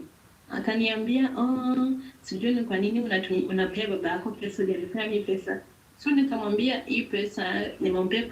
So by that time sikuwa na domini, kwa sababu nilikuwa nimeshafanya renovation nyumba. Yeah. Our home. Nilikuwa nafanya renovation.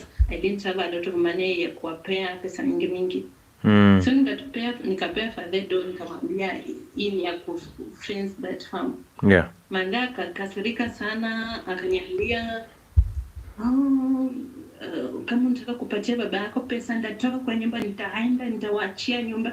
Actually akaniambia after some time akamjua anapanga mtu muombezi. Oh my God. Akaniambia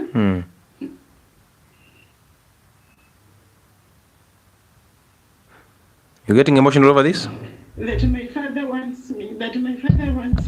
Babangu ananitaka. Which is not true. You see? Yeah. Yani, wait a minute. Linda, your mother told you that because you're sending your father money, your father wants you intimately. Yes, kwamba ananitamani. Ooh. Wow. Yet mimi nakuanga tu karibu na father. Hiyo ni kitu naelewa kuanga tu kabisa, hata my siblings wote wanajuanga tu. Why would she? Kuna issue home wananiambia ngani? Why would she? Hebu jaribu kuongea na father. Nini sijui kuhusu hii. Sasa turn the table around on me. Kwamba baba ananitaka ndio yani nisikuwe naongea na father. Oh. My father is my best friend. Siwezi acha kuongea na yeye kabisa. Ladies and gentlemen, please. Yeah.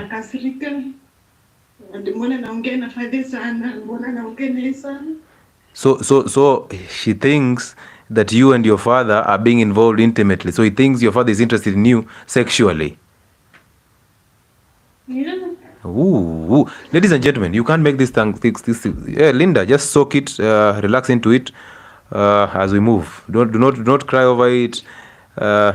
Your mother is so evil. Like, how would you even think that a father is interested in a daughter sexually? Ladies and gentlemen, you can't make these things up. You can't make these things up. Imagine that. Like, mothers are so evil. Mothers. And when I tell you these things, guys, you think I'm lying. Mothers are sometimes so evil. Some mothers out here, not all, but some mothers out here are so evil to an extent that they can think that the father is having intimate relationships with their daughters. Imagine that. How evil can you be to think that? So that's why I told you, most women see their husbands in their children, and they start hating these children because they think the attention that they were supposed to get is actually going to these children. So they hate these children, and they end up remolding these children into their own images. Imagine now, this mother became the provider. When she became the provider, this lady innocently did not understand what was going on.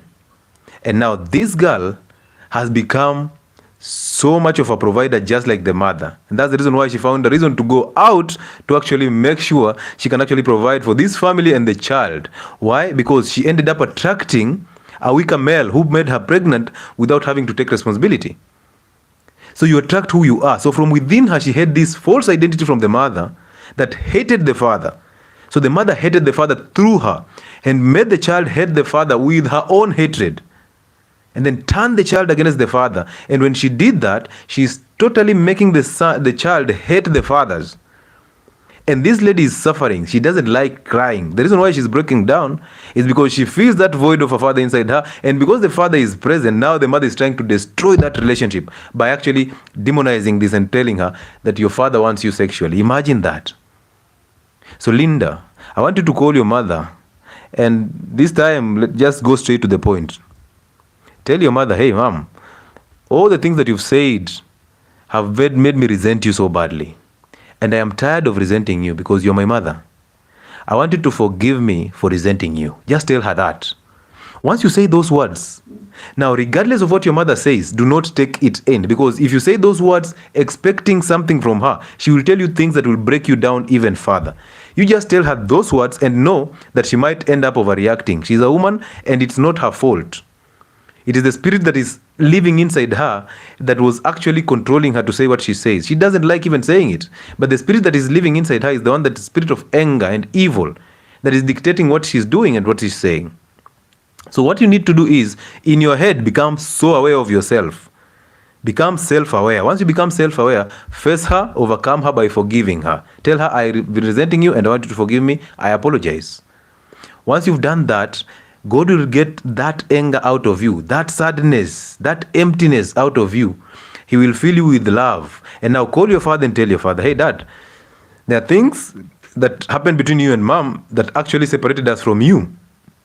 And I realize these things have made me resent you for no good reason.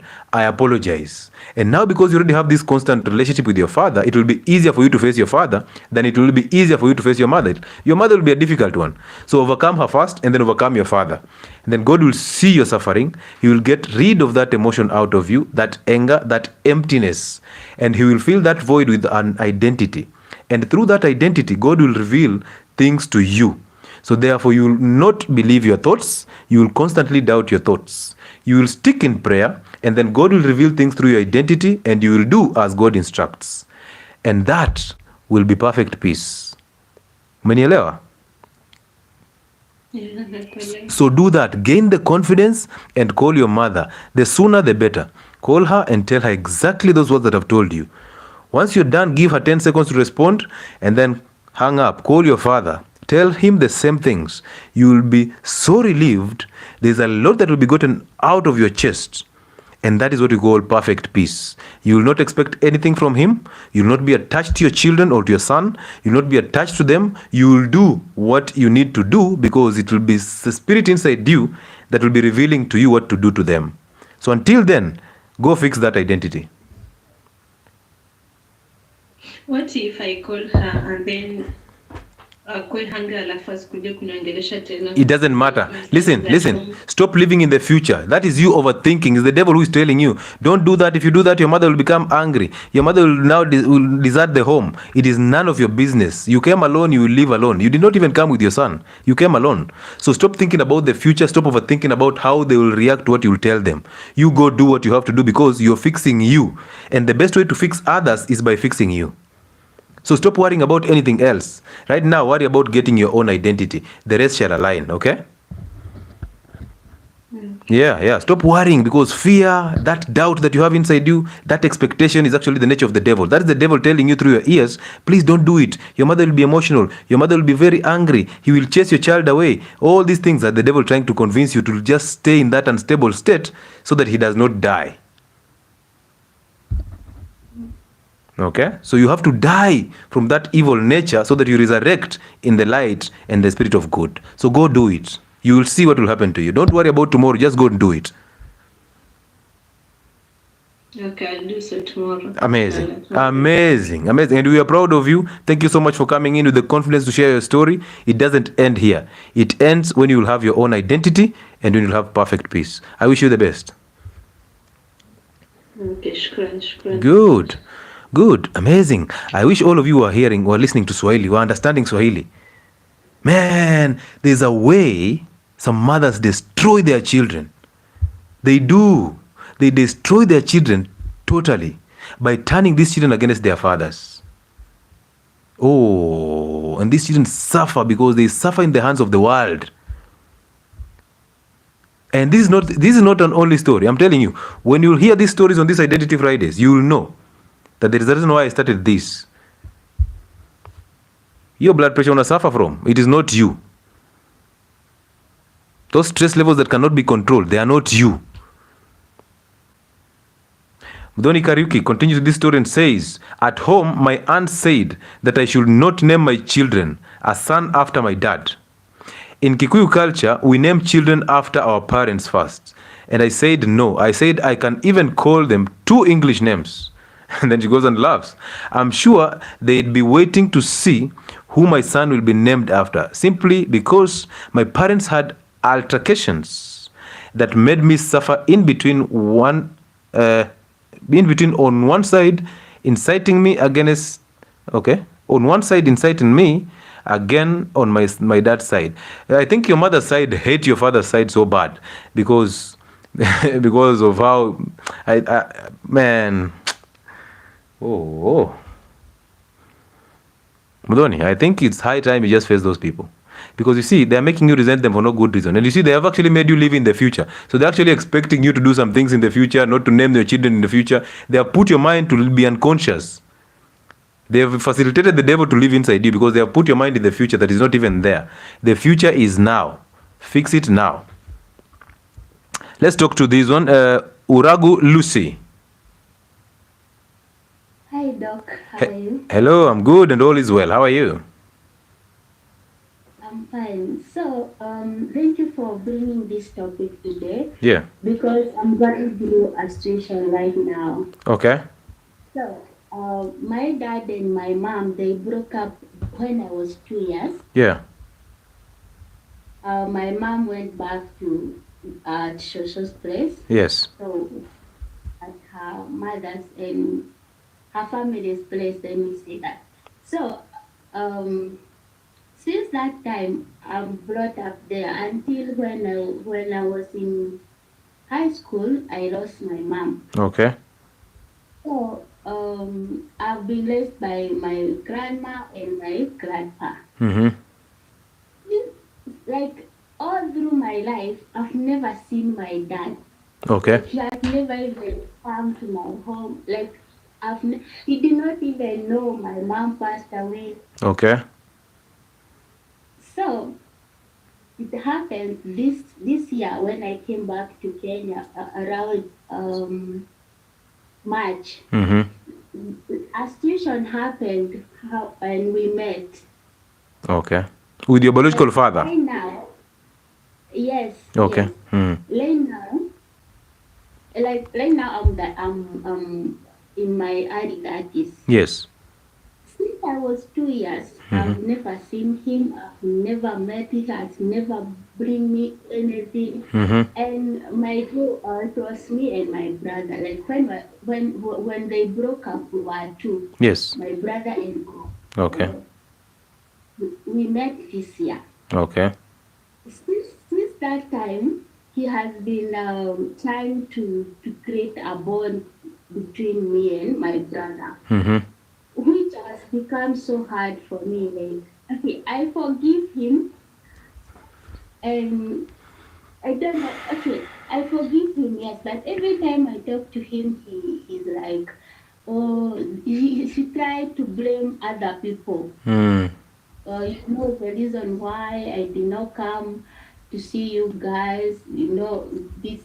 And he tried. He always blamed people around him, like the family. But he has never blamed my mom. Okay. So he blamed other people around them, like my mother, things like that. So, right now, okay, my father did not get married again. Good. So he doesn't have other children apart from me and my brother. Yes. So every time I talk to him, he's like, I would like you and your brother to come inherit from me. I have that land I have, it's for you guys. I don't have now. where we were raised from, Hmm. we were given inheritance there. Okay.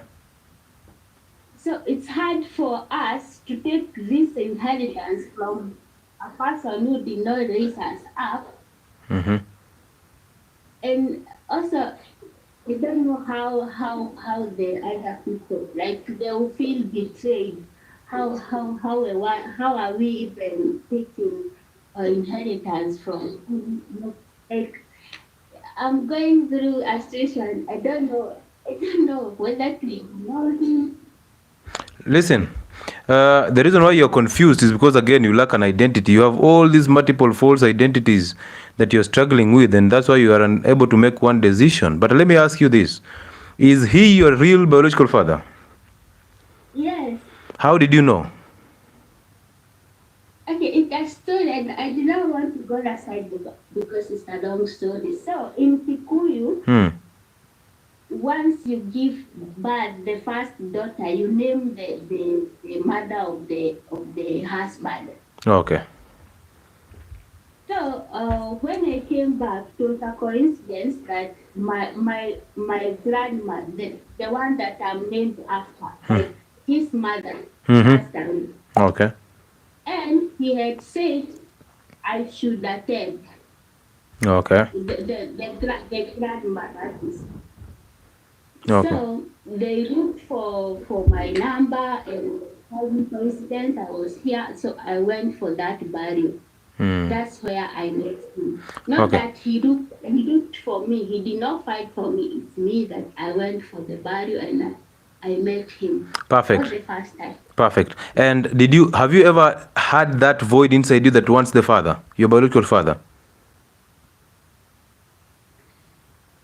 Yeah, but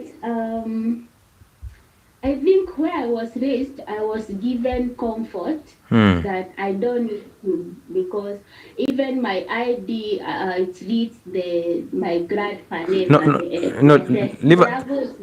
Leave alone every other shenanigan that is going around you. I just want to know if deep within you, if you have that void for your father and to have a relationship with him, even though it's unstable a little bit. Have you ever longed to have a relationship with your biological father? Yes. Okay. And when you met him, how did you react to it? Okay. His brother is the one who introduced me, because we don't know each other. So for him, he looked happy, and he started introducing me to other people of the family. Oh, this is my daughter. But to me, it did not seem like, how will you say it's your daughter and you have never. Good. And you said that you forgiven him. How did you forgive him? Okay, I forgive him in terms of he when I talk to him, he starts to blame other people which are not even alive right now. Like, we cannot even sit down and discuss. My mother already passed away. The person is blaming my grandma has already passed away. So did you tell him that you've forgiven him? Yeah, I told him. And did you ask for forgiveness from him? Did you tell him that he should forgive you for resenting him? Because he wasn't available when you needed him the most. That's why you were raised by another family. Did you tell him, hey, I've resented you for the longest period of time because you're not there when I wanted a father, and I want you to forgive me? Did you tell him that? Why don't you consider doing that? Because right now you're burning in your own flame. You are confused. You don't know what to do. You don't know what next for your life. You don't know where your dowry will go to. Where it come from, dowry goes to the father. So you don't know how these things will happen. I don't know if that is the same case with your place. But you don't know how life will turn out for you. Because I don't know even that inheritance he's talking about. Do you have a child? No. And have you been married? Are you married? No. Would you want to get married? Yeah. And would you want your husband to leave your children so that they can suffer the same consequences that you suffered? No. And then if you really want that for your children, and then please, you have to face him and overcome him by forgiving him, and then asking him to forgive you because you resented him, because you actually resent him because he was unavailable. So you must tell him that you need him to forgive you because you resented him for no good reason. Once you do that, God will take the burden of you. You will have a spirit that has comfort. You will have perfect peace. You will not even care about the whatever is happening on your ID. You will not care about the inheritance, because you came with nothing and you live with nothing.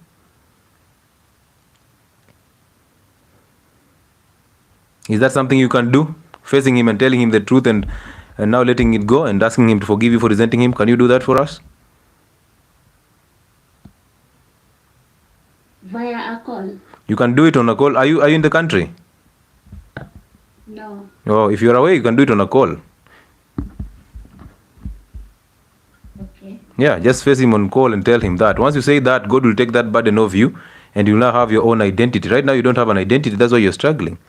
So when you get your own identity, everything else will be revealed through your own identity, and you'll not suffer any consequences of indecisiveness. You'll not worry about material things because you came with nothing, you live with nothing. You'll not attach yourself to anything. You'll not expect him to behave in a certain way. You'll not even care that he's trying to fix a relationship between you and your brother. You'll simply just focus on you and be you. And that's how life is. It becomes easier when you start focusing on yourself. And through focusing on yourself, you can actually fix other people. Unanielewa? Because if you don't do that, you'll constantly chase thrills. You'll constantly try to chase a life independent of him. But remember, you are his seed. So there's no way you can be independent of him. So you'll constantly be chasing a life that is actually avoiding him. And when you try to avoid him, you'll end up attracting a man who is actually weak and wicked like just him. And you don't want that. And then your children will suffer through that because they do not understand the language of forgiveness. They don't have identities. And that will be a problem for you. So if you want to fix that in future, and then fix it now, so that if God gives you a chance to live tomorrow, you would have fixed everything now, and you'll have perfect peace. Okay, because I was feeling like he's just trying to create a God because he feels he needs me now. No, he doesn't need you. He is. Don't care. Listen. Don't judge him because you're judging God. You cannot judge him. You don't know the consequences. You don't know what happened between or conspired between them. So that's none of your business. So he is suffering in his own hell. That's why he's trying to find validation from you and to get approval from your friendship and your bond. That is not going to work. And since you know better, the best thing to do is to fix yourself by getting your own identity so that God reveals to you what to do. But the more you resent him, the more you run away from him, the more you'll attract him. So you see what you're doing is you're avoiding him because you're thinking and you're judging him. He wasn't there or all that. Yes, he wasn't there, but that is your past. You don't have a past right now. Whatever you have is a memory of the past, which is in your mind. And the devil is actually trying to suppress your future or your brightness and light by actually trying to tell you, oh, you know what? Your father is now coming in because he knows you have worked so hard to get this and he's going to take it over. He's just trying to win you by telling you all these things about inheritance. That is the devil trying to control you. Do not allow him. And that's why I'm telling you, don't live in the future. Don't worry about what he's doing. It's none of your business. Your business is you need to go and get your identity. That's what you need. Yeah, when you get that identity, everything else shall work according to what is actually being revealed through that identity. Manielewa? Yeah, so face him. Do not fear him. Go and overcome him. Okay, thank you, Doc. You're welcome. Amazing. And I wish you well. You deserve better. Yeah, you deserve more than better. Let's take about the last 2 calls and we call it a night. So, ladies and gentlemen, the more you resent your fathers, the more you suffer. Take that from me. The more you resent your fathers, you see, it doesn't matter what your father and your mother did. That's their business. They dragged you into that hell because they hated you. Okay? So it's none of your business to go and fix them. You just fix yourself and let them just suffer in their own hell until they get to the rock bottom where they decide, hey, God, I want you to take over. They'll go and forgive those people who actually messed them up, and that's their parents. Okay? Yes, this is who? This is Livy Fitness. Yes, good evening to you, Dr. All is well. How are you? I'm fine, Dr. And you? All is well. How did you know you're fine? Yeah? How did you know you're fine? Sorry, I'm supposed to say all is well. Amazing. Take me through your story, sir. I have two questions. Go ahead. I have two questions. First of all, my first question is, how did your 56 hours of fasting work? Mm-hmm. And secondly, Yeah. what level of testosterone should a man have? First question, how did my 56 hours of fasting work? I wasn't doing a 56 hour, I was doing a 72 hour, and then I went to the gym at the 56th hour. So it was so tremendous. There was super energy. I lifted heavy, and I showed that because I actually took videos and I made a video about it, and it's on my YouTube channel. So I did it, and it was just amazing. I didn't know I was getting so much energy from just fasting and burning fat, and then getting it from what I'm eating. So it was tremendous. So people should actually fast and go to train, because fasted exercises are the best, and you get to pull out the best out of yourself. That is one. Number two, what was the second question? What level of testosterone should a man have? The amount of testosterone level. You don't need to care about the amount of testosterone. You only need to care about how to boost it so that you can actually maintain it. Okay. And this will manifest if you have about 5 to 8 erections in a day or so. Basically 4 to 8 erections in a day. So you'll have an erection in the morning wood. You'll have an erection at around 11. You'll have another one at around 2. You'll have another one in the evening, and okay, possibly in the night when you're going to sleep. Hello? Okay. So you don't have to care about the figures. Thank you so much. You don't have to care about the figures, because the figures is science. Science is intellect. Intellect is not common sense. So common sense will tell you that if you wake up with a morning erection, that is testosterone. When you start doing masculine things, learning new skills that are masculine in nature, that is testosterone. When you pound the arm to satisfaction and your woman does not complain, that is testosterone. When you retain your semen, you're boosting testosterone. When you fast and you go to the gym, you are boosting testosterone. So you focus on what you need to do to have enough testosterone as a man. You don't focus on the figures, okay? Okay. Amazing. Karibu bro, karibu sana. Asante. Welcome. Amazing. Amazing. So yes, when you start focusing on the charts, you lose the point, because you'll constantly be checking the testosterone levels. This. No. You focus on the gym. Do everything that is going to make sure that your testosterone is boosted. Go to the gym, eat healthy, fast, take cold showers. Okay? Yeah, and then be involved in masculine activities. Not go and gossip, because gossip can actually lower testosterone very, very, very fast. And so many of you have requested to be here, and we are calling it a night. It's about 1 hour, 52 minutes gone already. We have another Friday, we can do this again. Yes, who is this? Koi. Is it Koi or Kui? Hello, how are you? Yes, I'm fine, thank you. How are you? All is well. Okay, all is well too on my side. So, for me, Daktari, I don't know, but I don't know where. I know you've been talking about how we can get identities from our parents, but how do I do that with my dad? Mm-hmm. I feel like there was a time I was very rebellious to him. Okay. Why? When I was in high school. Why? Because he used to beat my mom a lot. Do you witness that? Yes, most of the time he used to sleep in the farm when he's beating her. Okay. So you saw it with your own eyes?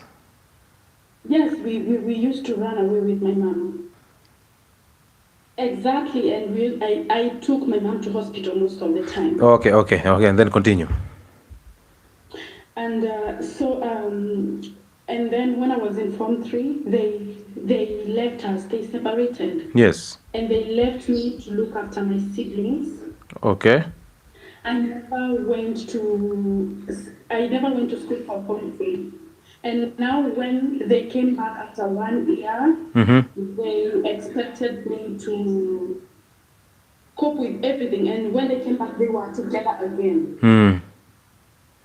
And then my dad said that according to what people in the village were telling him, I was doing prostitution. Okay. And I remember I asked him, you were asking me that I'm doing prostitution. Where were you? Okay, yeah. And so when we left, he rented a house and we went. And we stayed there, but I never performed well in Form 4 because I never went back to Form 3. I went directly to Form 4. And so when I told him I want to go to college, he said he cannot take an illiterate person to school. Amazing. And I was asking my mom, what are you saying about all this? And she told me, that's upon you and your dad to talk. And I was almost asking her because there was a time they used to fight a lot, and my mom would say, I wonder why God gave me this kid, and she's just a curse. Yep. Your mother saw your father in you. Yeah, and another thing, my mom messed up my mind until now because when we used to walk on the road, she used to tell me, why are you coming so close to me? You are so big. Get away from me. Oops, that was your mother? Yes, my mom. Wow. Yeah, and she could tell me, like, I wish you were beautiful like my family. Ooh. If you were beautiful like me, I don't know where you would be walking. Wow. Yeah. Yeah, so that brought my self-esteem so down. Yeah. And until recently, I realized that my self-esteem is so down. No matter how much I try working on it, it's so down. I don't know what to do. And in 2019, my mom fell sick and she passed away. And when she was sick for a period of 1 year, she was in the hospital. And I saw my dad was having like other women, and we are sleeping in the hospital, and he cannot come to look at my mom. And so it was like, I don't know why, but I felt like when my mom died, it was like a relief for him. But I never asked him. After the death of my mom, I went to NYS. So the NYS pays school fees for people. So I went to college, and when I finished, I told my dad, I need to go back to school. You need to pay for me now. And he said, it's okay. So what happened is he paid the first semester, and then the second semester, he said he don't have money. And I asked him, where do you expect me to get the money? Okay, he has always said that I always intimidate him. And he took care of my siblings more than me. My sister was studying in Mombasa in college, and for me to access my dad's money, I had to leave my sister to tell her to ask my dad to send me money for food. Yeah. And then I felt like that was too much because I could call him even for 2 weeks. He's not picking my calls. I don't have rent. I don't have food. I'm sent out of school because of school fees and stuff. So it was so tiring, and I saw like I can't stay here. I started looking for ways to leave the country, and God willing, I found a way and I left. But I just told him that I'm leaving, like when my flight is tomorrow. Yeah. And I left Kenya, and that was it. And until now, we don't talk. With your father? I just send him money. He calls me when he needs money, and that's it. We don't talk. So, some time back, I tried to write him a message telling him how I miss him and I love him. And after I sent the message, and I was expecting something, and he just sent, okay, God is good. That's all. But of course, that message was not sent from a center of love, because we don't love people. We can't. We don't have that ability to love people. It's God who loves people through us. So the reason why you sent that message is because you wanted some validation from him, just because you're doing well now. So you thought, oh, I should mend this relationship, and you expected things from him. You see, by virtue of you expecting something from him, it already showed it wasn't love. It was the devil trying to control you through your own thoughts and imaginations. But all the same, the worst thing that every parent can do to their children is to actually separate. The worst thing that you can do to your children is to separate and leave a marriage, because these children deserve to be raised by both parents, and there should be order, okay? It just should be order. So the reason why they came back, that is none of our business. That is their business. They were using each other because of their evil nature, and that was just okay. But you got dragged into this nonsense. They are nonsense. And the problem is, you left the country. Your mother died without you forgiving her, and because she was so evil, and she would talk these bad things to you because she hated you, because she saw your father in you. So she hated your father, but she transferred that hatred to you, and she wanted you to hate your father, but she could not control you. So when she saw that, she started hating you for no good reason. That's why she said all these bad things to you. But that is not your problem. You forgive her, you move. She died without you forgiving her, that is okay. But this father of yours, who is a weak male, who was just interested in sex and was manipulating your mother, is the one who actually brought all these problems. His weaknesses are the ones that brought these problems. Therefore, whether you like it or not, you'll have to face your father and forgive him so that you take your identity from him. He's the one who is actually carrying your identity and he's misusing it. So whatever happened is none of your business. It's in your head right now. It is the past. Don't focus on the past. Call your father and tell your father, hey, I am sorry that I've been resenting you for no good reason. I apologize. Now, as you call your father, do not call him to expect anything. Because the expectations that you have are the ones that will break you down. Do not expect anything from him. I repeat, whether he says negative things or he says positive things, do not be excited and do not be disappointed. Just call him to get your own identity from him. Once you've told him, hey, Dad, I've been resenting you for no good reason and I apologize, give him some time to respond. And then now you can hang up the call.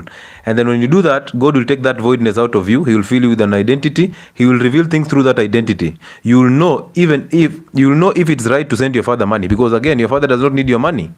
He needs you there as the daughter. And I've said this before, that our parents don't need our money. They can make money on their own. They need us to be there for them, not to give them money. So yes, even if you're working outside and you do not inform him, you need his blessing. So you must come and check out on him, visit him, talk to him, build that relationship. It doesn't have to be perfect. It doesn't have to be your friend anymore. You simply build that to reconnect your soul with the soul of your biological father. And that is how you return back to the father. You die off the spirit of evil, you resurrect in light, and you will see light. But you see, you ran away outside the country, but you did not leave the evil spirit here. You carried it there. That same evil spirit, you ran with it. Ulienda nayo kwa roho. And now it is controlling you, trying to tell you, oh, you know what? Call him, text him. And as you text him, please expect him to say something good. If you say something bad, get upset. And you see now, you've gotten upset all along. But has it fixed your problems? No. It has not. You've even run away from the country. But has it fixed the problem that you have inside you? No. It has not, because the world, the real world, your world is inside you. It's not what is happening around you.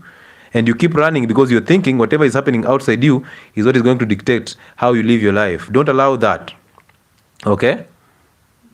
Okay. Yeah, so fix the inside. When you fix the inside, you have this perfect peace and your life opens up to new opportunities. You will not need to run, because even if you are running with that evil spirit inside you. So you are just carrying it there, and then you get there and then your miseries are the same. You've went out of the country, you've tried to make some money, but you're constantly compensating because you're constantly thinking, because I did not go to school, I'm now inadequate, because I did not do this, I deserve this type of job. You're thinking all these things, and all these things are material things. But what does God say? He says, seek ye first, and the rest shall be added unto you. And how do you seek him? You must forgive those that you resent, that are actually in the path of you and God. So you forgive your father and your mother, and now that your mother is dead, you simply forgive your father and then make a silent prayer. Stick in prayer. Keep meditating. And do not expect anything from your father anytime. Do you have a child? No. Amazing. How old are you? Turning 28 in December. Would you want to be married? Yeah. Would you want a child? Would you want your son to lack a father the same way you lacked your father? Oh, no. Yeah. So if you want that life for your children and for you, you actually have to fix you, and then through that you fix others. So fix yourself, and then your children will live a very healthy life, because through that you will know how to take care of them, and you'll teach them about God and forgiveness. Okay. Okay. Thank you so much, Doc. But I have another question. Can all that be surrounded by? Can it cause a problem to my relationships? The people that you attract. Yes. Yes, it does, because you see, from inside you don't have an identity, so you'll not attract somebody who you want. You'll attract somebody who will manipulate you. You see, inside you have an identity of your mother and your father. So you'll end up attracting men who are very feminine, and you'll end up breaking up in those relationships. They'll be very abusive, because your father is the one who is actually inside you. Your father was abusive to your mother, you saw that. So you're running away from that. You'll end up attracting a worst one. They will beat you up, they'll abuse you emotionally, they will not provide, they'll expect you go to work and provide for them. Okay. You understand me? So if you want your relationship to be better, that's why I told you about your children, because those are relationships. If you want your children to be better, if you want to attract somebody who has an identity, who understands the order of God, that men provide for women and women take care of men's children, and children are below women. So God above men, men above women, and women above children. That is the order of life. So if you will get to understand that only and only if you get your own identity from your father. Okay, Doc. Yeah, good. And I wish you well. Karibu sana. I wish you well. Yeah, amazing stories, ladies and gentlemen. You can't make this stuff up. You can't. Hawezi, you can't. Somebody was asking, out of topic, is it okay for ketones and proteins to be present in urine during fasting after 48 hours? Ketones, yes. Protein, no. Protein in urine is proteinuria. That is a symptom of maybe acute kidney injury. And of course, fasting can be actually detrimental to your kidneys if you do not hydrate adequately. But ketone is urine, that is perfect, because when you get to 36 hours and above, you are in the ketosis stage. And the ketotic stage, you are producing ketone bodies that actually leave your body through urine. So that is okay. Doc, my mom got me when she was in college. Later, she got married. But my stepdad died when I was still young. I don't know my biological dad. How do I go about seeking my identity? Thank you so much, Catherine Mudoni. Now, one, ask your mother about your biological father. Okay, ask her. She will keep on running away from it, but be serious about it. Ask her. If she's resistant about it, forgive her. Tell her that I've blocked from my father and you've constantly blocked me from seeing him, and I forgive you. And I want you to forgive me for resenting you for no good reason, because when she blocks you from seeing your biological father, you start to resent her. So tell her that you've forgiven her, and ask her to forgive you for resenting her for no good reason. And then stick in prayer. Is that simple? Okay? Is that simple? If you do that, you'll get your identity, because you see, she's the one who is standing between you and your identity. And your identity is from your father. So when you overcome her, you are good to go. This is deep and extremely meaningful. Asante sana Doc. Baraka tele. Thank you so much, Sue. Thank you. I appreciate that. Who else? Amazing. Let's take the last call and call tonight. So, ladies and gentlemen, from Tuesday, we are in Nairobi. We are going for the physical consultations in Nairobi, and this is what we do best. Counseling is there. All these health issues are there. We raise them there. So on Tuesday, or the following week on Thursday, we'll be in Nairobi for the physical consultations. Be there, attend them. Book your consultations through the contact that Mickey posts all the time, that I post on my videos. I will also make this advertisement on my platforms tomorrow and the day after tomorrow. So 0707074722, that is our office contact. Use that contact to book your appointments for both online and physical consultations. But our physical consultations, I insist, they are going to start from 28th or 29th? On Tuesday, I think it's 28th. Let me just check that. On 29th. So from 29th all the way to the 7th of November, we will be in Nairobi attending to you. So kindly book your appointments through that contact so that we can actually attend to you. I will put this on all my platforms. I have a YouTube platform called Health and Wellness Sport. Please go and subscribe. I have a Telegram channel called Health and Wellness Sport. Please join those people. I also have a platform on Facebook called Lewis Muchile. It shall be interesting. So yes, use that contact to book your appointments, and then let's see how we can change your life for the better. Thank you so much for those of you who liked the live. Thank you for those who shared it. Thank you for all of you who have stopped sleeping and you've been here for the last 2 hours and 7 minutes. We are taking the last call and then we call it a night. I have never had such teachings here on TikTok or somewhere else. Thank you very, very much. This is who? This is Selfmade. Jay Selfmade. Thank you so much, Jay. You're welcome. That's what we do here. We fix identities on Identity Fridays, okay? And this is just interesting. So yeah, thank you for that. So I'll take Gatimi and then I'll take Winnie and then we call it a night. Waibara, thank you for gifting us. Man above women. I know some human activists can agree with that. Yes, they can't agree, Paul, but you see, that's the reality. Whether they agree or not, they are being controlled by the spirit that is living inside them, and that's the spirit of evil. So God above men, men above women, women above children. That's the order of life. When you distort that order, human beings start to suffer. Katimi. Doc. How are you? How are you? All is well. All is well. Talk to me. All is well. But you've hung on TikTok. I can only hear you, but I can't see you. Yeah, I'm seeing that. I don't know what is happening. I've seen that. I'm hanging there. Yeah. So I don't know if, I don't know. It's been an amazing... What is happening here? Yeah, I don't know. Anyway, let's continue. As long as you can hear my voice, no problem. People can move to YouTube and we finish this there. Yeah. You frozen, Doc. How did I freeze this? True. I don't know how he froze it. Anyway, we can continue. Let's continue, Gatimi. How are you? Yeah, all is well. Talk to me. Yeah, I agree with lots of what you've said, but I only have one question about the father. A father can be present, but he's not safe. What do you mean? Because even him, he's dealing with his childhood trauma and the things that happened in the past that has never are not fixed yet. And so he's also bleeding on the children, on the wife and on the children. Okay. But you see, Yeah. you see, it's the role of the fathers to fix everything. Like fathers are supposed to know God before they get married. That's why they are the ones who marry. Exactly. They decide when to get married and when to marry, okay? They don't get married. They decide when to marry. So the reality is, a father, any man, before they get to marry, they must know God. Because most men or males, they know about God because they've heard about him, they've been taught about him, they know about him through religion and school, but they don't know God. Because they've never forgiven their mothers, they've never forgiven their fathers. So they end up attracting women who can provide because they don't know how to provide.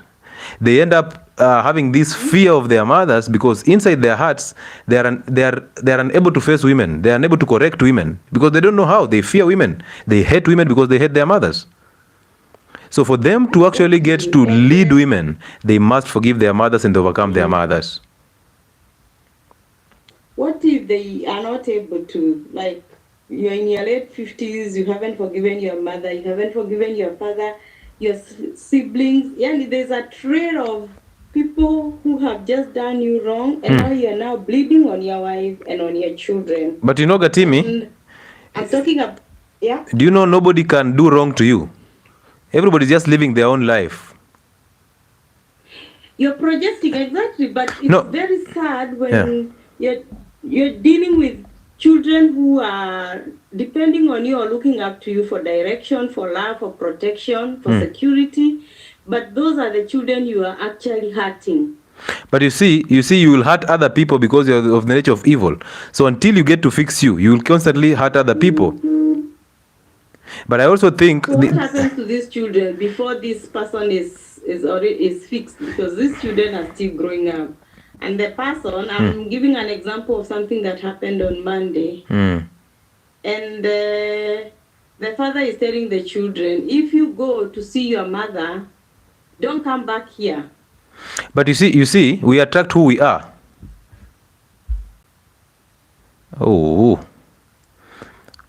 My live on TikTok has just been... My live on TikTok has just been brought down. I don't know what happened there, but anyway, I wish we would have finished that conversation. All the same. That is interesting. Why though? Anyway, that's amazing. So, let me read the last comment on YouTube as we disappear. Doc, I am raised by a single mother since 5 years. I have anger issues. Sometimes it's because I am raised by a single mother. Sometimes. Is it because I was raised by a single mother? The truth is yes, because your mother remolded you into her own image and you became just like her. You resent her, you hate her, but you cannot do anything about it because you don't even know. So realize this, that every child inside them, they long for their fathers. And because they long for their fathers, mothers know this, and mothers want that attention too. So they turn their children against their mothers, against their fathers, and now these children start to suffer. And when that happens, that becomes a serious problem. So therefore, if you want to recover from this, the only thing you need to do is to forgive your mother, and then start by asking her, okay? Start by asking her, where is your biological father? Ask her, where is my biological father? If she doesn't answer you, simply forgive her. Tell her, hey, I have been resenting you for no good reason, and I apologize. Once you do that, you get her off your identity path, and you get your own path. If she tells you where your father is, find your father. Go and reconnect with your father. Once you do that, you become a better human, and your identity is fixed, and God shall give you all that you demand, or all that you want. And until then, it shall be troubles after troubles. And you see, because you're raised by a single mother, you'll end up becoming a single mother at an earlier age than she was. Than she became a single mother. So for you to actually make sure that you don't become a single mother just like her, and you end up hurting your children, simply forgive her and ask her to forgive you for resenting her for no good reason, and you'll have your identity back. Good. How about fathers who left their sons behind? Is there any point of looking for them? Yes. You're not looking for your father to earn validation from him. No. You're looking for your father so that you can get your identity from him. Because it's the same thing when somebody steals your phones and starts to run away. I chase him and I pick my phone back, and then he starts abusing me, telling me, oh, you know what, wewe daktari unakimbiza simu ya 20,000 na wewe unaweza nunua simu ingine. I don't care about what he's saying. I care about having my phone back, and that's it. So fathers who ran away, they were weak, and that's why they made women angry. And I told you, at this moment in time, we have fathers who or husbands who are so weak and they're effeminate, and we have mothers who are so angry and women who are angry at these men. So they end up directing this anger to the children. So what you need to do, if your father ran away, that was his own problem. You don't know what happened, okay? Unless you ask him. So you must find him. You forgive your mother and then you find your father, forgive him. That's the only way you get your identity, because identity means going back to the father or going back to the creator. And because the earthly creator for any child is the biological father, you must go back to him. And that's why even God says, you can't claim to love ye who you don't see. Yet there's this one here who you see and you don't love them. So you must find a biological father and forgive them. People on TikTok, I'm sorry, it dropped off. I don't know what happened. It just logged out. How about father? Okay, that's one I've answered. What do you do if a lady walks away with your son, cuts you off, and raises him with a new man? That is none of your business, sir. If a lady leaves you, tell him, asante sana kukundoka, thank you so much, we shall see you in future. But remind her that you forgive her, okay? So that you don't let her destroy your children. And the worst thing women can do is to get remarried to a man, yet this son is still there. Remember, women don't know how to love a man. They respect and submit to a man. So they are going there chasing a thrill of love because they feel empty inside them. They are thinking that this new man is going to give them a different thrill and a form of completion inside them. Yet the void is not coming out. It's coming from inside them. They long for their fathers. And that's why they are misbehaving. So they need to go back and forgive their fathers so that that void is filled. And until then, no man will satisfy them. No man will be comfortable for them. They'll jump into one relationship from one to another, thinking that this relationship will make them comfortable and will make them complete. And they will end up suffering. So if she lives with the children, do not think that you are this good father, you have to stick and hold on to your children. No, they are not even your children. They are God's children. You're just a caretaker. Let them go. Okay? But remind them that you forgive them. And remind them to forgive you. Just tell them to forgive you for resenting them. Okay? And then you're free now. When you're free, you'll be able to know how to take care of your children even when they are far. The worst thing a man can do is to remarry when he has a child with another woman. Because when you do that, you deny your children attention. You hate your children so much. And most women hate their children so much. And that's why they end up getting so quick into a new relationship. And that's what is happening all through. You just see this is the new man, the next new. This is the new man, the next new man, the next new. They're suffering. They're thinking that relationships are going to make them comfortable. Yet the emptiness, the hollowness is inside their hearts. So the devil is trying to control them. Amazing identity insights. Indeed, we must let God. Asante. Where? Hey, Nerima, let go, let God. Is that simple? God bless you, my favorite dog. This is Nzembi Queen. All around health and wellness. I appreciate it. Thank you so much. Good night, doctor. Good night. As a mother, what can I do to make it better to nurture my children in finding their identities? Now, the best way to take care of children is to fix you. The best way to fix others is by fixing you. So you must get your own identity through what I've said. Once you get your identity, everything will be revealed to you. Okay, so you will not impose your identity in your children. Everything shall be revealed through that identity, the one that you've been given. And through that, you'll be able to raise those children in appropriate ways. A God-fearing manner for that matter. Good. So, ladies and gentlemen, thank you so much. I hope that you can use that contact to book your appointment for the physical consultations. Today is Friday. We are taking a break. Possibly we can be back next week on Tuesday with the Identity Fridays. That will be in Nairobi. We can also do on Wednesday and Friday if God gives us the grace. But we live now. We don't live in the future. So thank you so much, every one of you, for taking your time to attend this live. I hope it has impacted you. You can rewatch it again tomorrow if you did not get it clearly, so that you know why we do Identity Fridays. You've heard those stories. Very interesting stories. Very touching stories. I'm touched, actually. But because I have an identity, I feel emotionless a little bit, but that's how I'm supposed to be. I'm supposed to be emotionless so that I can actually help you handle your own emotions. So thank you for being here for the last 2 hours, 19 minutes. Share this live on your platforms. Change your life of people around you, and let's get better together, okay? This is the home of healthcare. This is Health and Wellness Spot, and this is Dr. Lewis Muchile Obunde, your favorite doctor. And I hope to see you next week for the physical consultations. Thank you so much and have a good night from wherever you're watching us from. Goodbye.